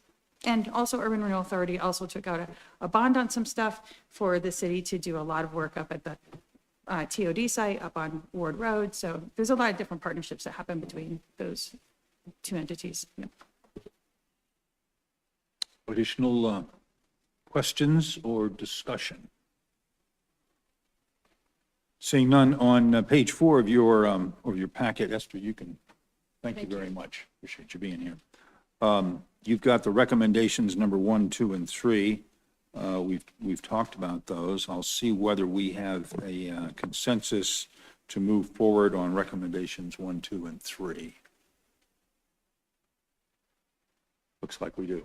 Okay. Do you need any further clarifications? Believe that's it. We will bring this back on July 14th for an actual contract approval. But again, it's, as Esther mentioned, a lot of contingencies based on more due diligence and working with Urban Renewal and a refunding agreement with them if they agree. So a lot to do before there's any final approvals.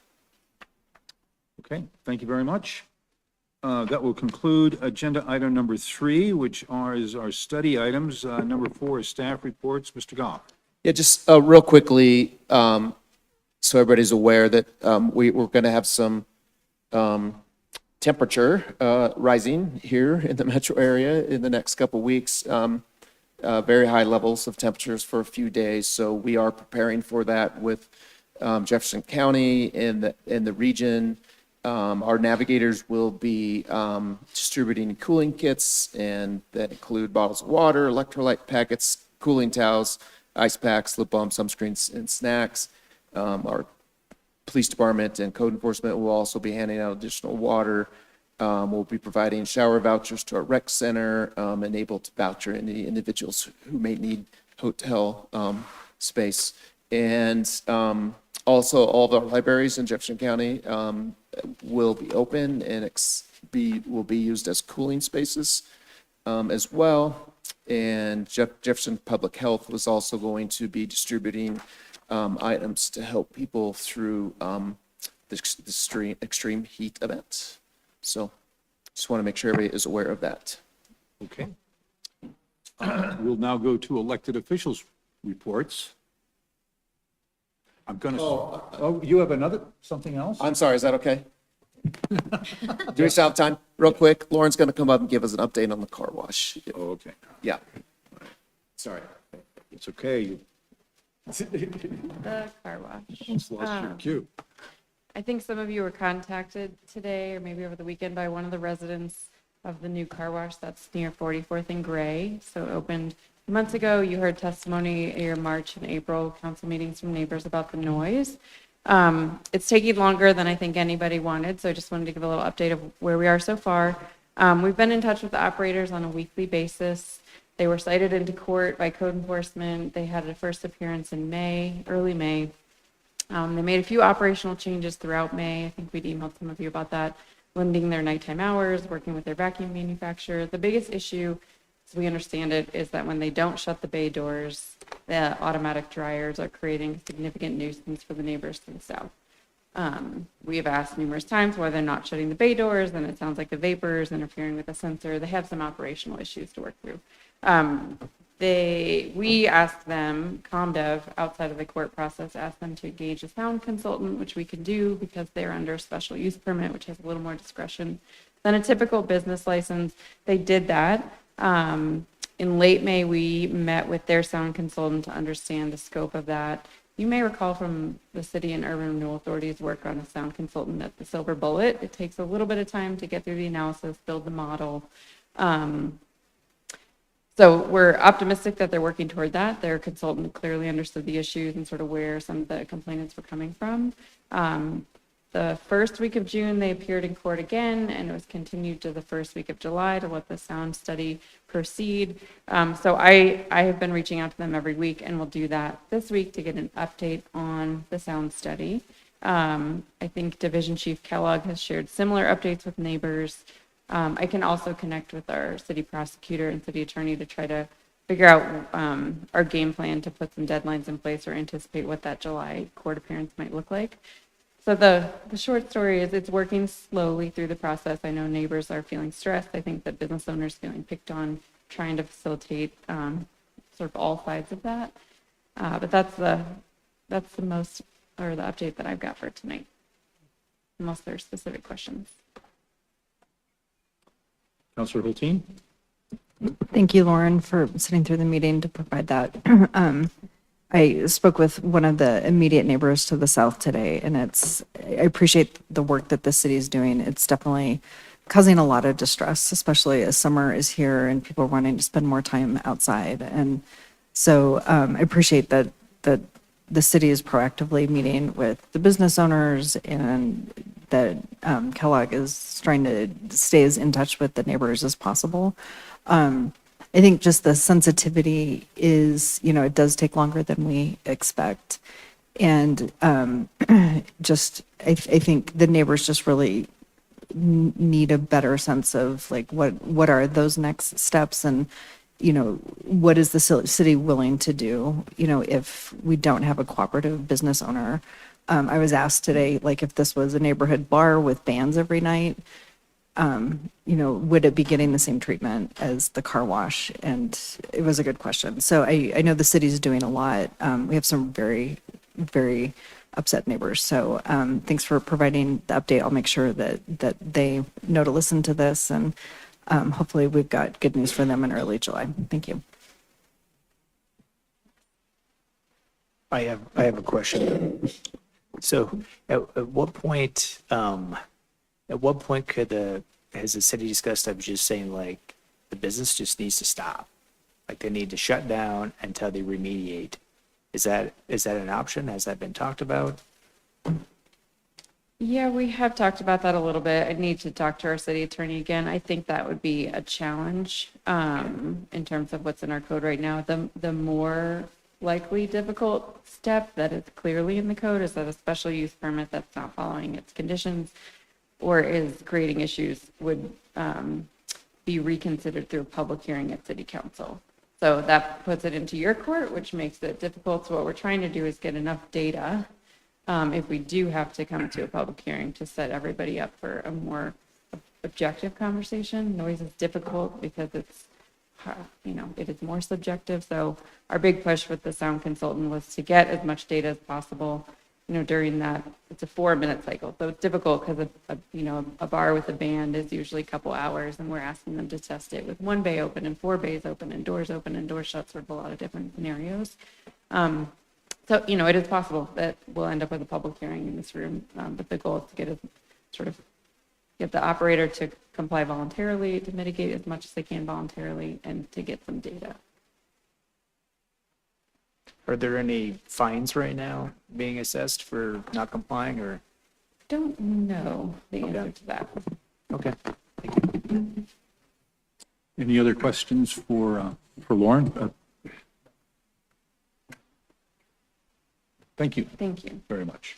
Did you have anything else? Okay, we're going to go with Dan and then Rick. Question for Patrick. Can you give us an update on the storm drain issue at 38th and Independence? Not much more than I can send out, than I sent out, I think over, was it this weekend or Friday? Yeah, we had another stormwater failure, around Hoyt Court and Independence, 38th. It is, I think, update I did get, we can, thankfully spin cast it. Doesn't have to be dug up and replaced, so it'll have less impact on 38th in those neighborhoods. It's a stretch of the stormwater that is in city right away, but it's encroached into property lines of two neighbors. And so it's very tricky to fix it, but I think, yeah, the most recent news I heard, it could be spin cast, which is quicker and cheaper and less impact on the neighborhood. If I understand correctly, you don't have to excavate. Correct. You don't have to dig up the ground. Correct. And the old pipe that had failed, but you can go, it's a fairly complicated process, it only Yep. goes so far, but you can go in there with this material. Yep. And it spins Yep. and it puts a coating on the inside.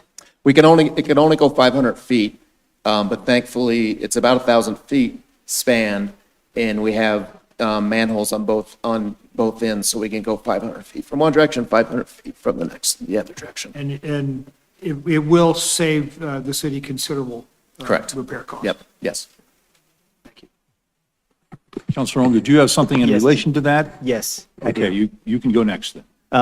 So can you ask, I don't need an answer, but can you ask staff engineers if there's a pattern between some of these failures and what that percent slope is on the pipe? What I'm wondering is, are we seeing just generally, are they just old? That might be, or are these occurring in pipes that have a flatter percent?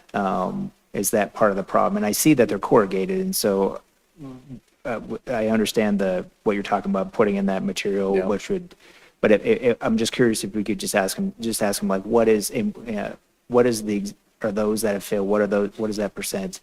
And what do we typically, what is the minimum percent that we have on slope? Okay. Thank you.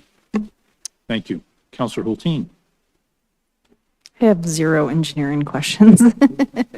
I'm going to talk more about this next Monday at a regular meeting, but I was just really impacted with the news on Saturday of the Minnesota legislators that were shot in their homes. When I was in Minneapolis about 6 weeks ago, I actually sat at the table with Representative Hortman and actually talked with her. So it just felt incredibly impactful to me. And we have our own House Majority Leader, lives in our community.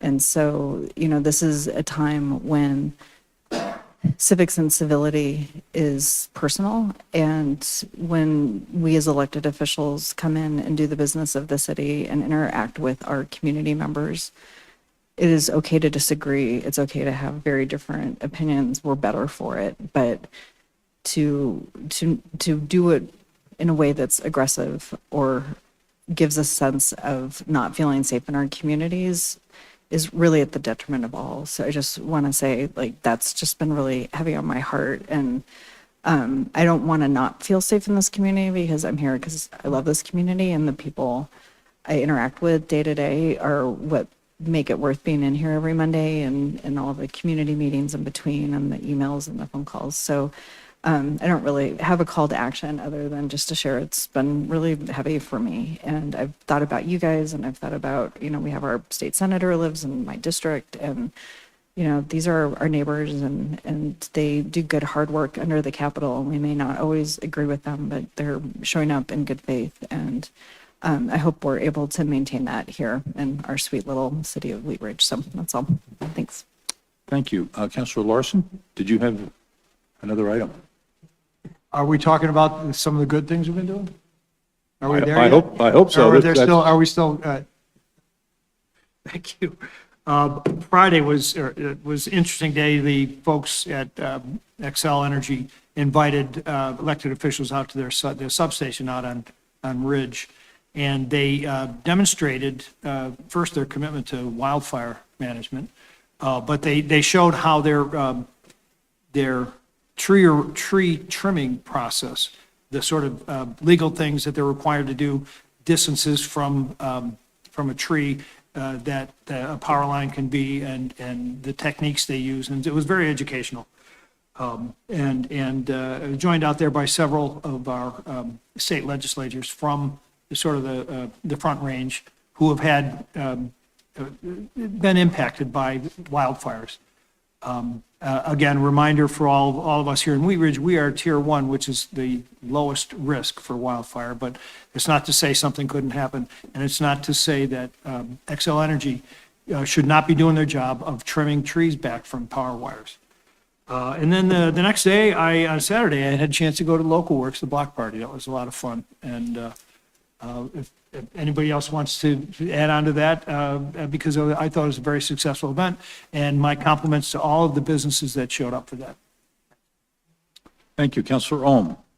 I have something to add on to the trees, because I had some emails, people asking me about, they were very upset about, yes, Xcel doing, the trees. And what I said I would do is I would advocate for prescriptive. And what I meant was that for new projects, what the city could do, if Xcel's not doing, is that the city could prescribe and say, you can only use this type of tree, but whether it be an ornamental or a large deciduous tree within a certain distance from that power line.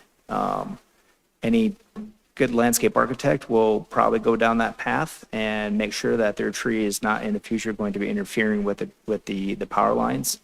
But when the tree's been placed under the power line, the choice is unfortunate what it needs to happen. But that's something I would advocate for, is being prescriptive and just, and maybe working with Xcel and saying, like, ask them, like, what is your criteria? How far do you want the tree to be in your power lines, and, how tall? Okay. Thank you. Mayor Pro Tem Stites. Councilor Hoppe, did you have something to add to him? Yeah, I just wanted to say that I would support adding that to a future study session with Councilmember Ohm. Thank you. Thank you. We'll make sure we get that on there. I just wanted to, again, thank everybody who came out the other night for our District 3 meeting. I think we had like 20, 25 people in the room throughout the night, and the city staff did a great job. The rec center folks, as I said, we went almost an hour over our allotted time and took them all the way up to the rec center closing, but they were fantastic and got the room set up for us fantastically. I also wanted to thank the police department and Sergeant Bowman, who came and gave a presentation about all things policing, including drones and everything else, just like he did here a few weeks ago. Did a phenomenal job, and Chris Elliott and his staff at E5X did a phenomenal job, and as I said, stayed almost an extra hour, almost 2.5 hours with us, answering questions and making sure. So I really appreciate everybody who came out, and hopefully, if you have an open mind, you can learn a lot. So thank you. Thank you. Councilor Dozeman. Thank you, Mr. Mayor. So just a few events coming up, a few that are in the near future. Local Works with Wheat Ridge Creates is having a community paint session for an art installation that will be featured at Ridge Fest. And so the first day to participate is actually tomorrow, Tuesday, June 17th, from 5:30 to 7 p.m. And then also Saturday, June 21st, from 12 to 4 p.m. And you can drop in any time on Saturday, June 21st, but they would like registration to know how many people to accommodate. So you can go to wearelocalworks.org and look at that event for details. And then our first TLC project is coming up. So the city and Local Works partner in having our community TLC cleanup days. And the first one is this Saturday, June 21st, starting at 8 a.m. until dumpsters are full. They provide details on their website about what items are allowed and which ones are restricted, and how to kind of manage that for a quick drop off. So get there early. It's going to be at the Newland Church on 4490 Newland Street. And then it's a little bit further down the road, but we are coming up on the 56th annual Wheat Ridge Carnation Festival. I am proud to be serving as the parade chair for the 9th year now. I can't believe that it's been that long. And so parade registration is open. Go check out the website. We just closed the nominations for royalty, so we'll be voting on those and getting that information out as we get closer. But please come and join us for the 56th Annual Carnation Festival and support our service organizations and have a good time. All right. Thank you. Very good. Did you have something further? Okay, I'm scratch you off. Anything else? Go. Counselor Snell. I'll be brief. Okey-doke, good. Brevity is- Two things, this weekend, coming up this weekend, it's an exciting weekend in Wheat Ridge. We have two small pride celebrations. Clancy's all day is our kind of headquarters for our idea committee tabling and celebration. There's several DJs and bands performing throughout the day. We'll have some story times for kids. And then several other businesses along 38th Avenue are participating as well. You can find out more information by going to the Idea Committee page on our city website. And then on Sunday, we have a community picnic at Panorama Park. Alliteration included at no extra charge. But that is for the whole community, and we're providing hamburgers and hot dogs, and folks can bring a dish, and we've got some games. We've got some music, and it's just a fun time to celebrate, and everyone is invited. We'd love to see you. And those are our two fun Pride events in Wheat Ridge. And then just on another subject, I really appreciate Councilor Hulteen in mentioning the recent violence that we're continuing to hear about, but it also struck me, and I took a lot of my thought time this weekend, so thank you for saying that. And then on to how hot it is going to be, and it already is. Please consider your pets when you're walking them. I've seen a lot of folks walking their dogs like in the middle of the day, and know that concrete is getting hot. So just please remember to check before you take your pups on a walk. That's all I got. Thank you. Thank you. Let's see, we've got a few things coming up. I'm looking at my calendar. Actually, tomorrow is Happiness Gardens Open House at 11:30. So if you've got an opportunity to get over to Happiness Gardens, try to swing by there. And then I think on Friday, my calendar shows two ribbon cuttings, one at 10 o'clock at Be a Tree Cremation at 3720 Pierce Street, if you could join us there. And right after that, we're going to have a ribbon cutting and welcome Lucky Deals Thrift Shop at 6700 West 38th Avenue. So that's another couple of things going on Friday morning. So if you're able to join us, we'd love to have you there. We will be back here a week from tonight at 6:30 for a full meeting, and we have a public hearing, I believe, that evening. A couple of them. So we'll look forward to having everybody come in then. And if there is no more business to come before us, we will stand adjourned. Thank you all.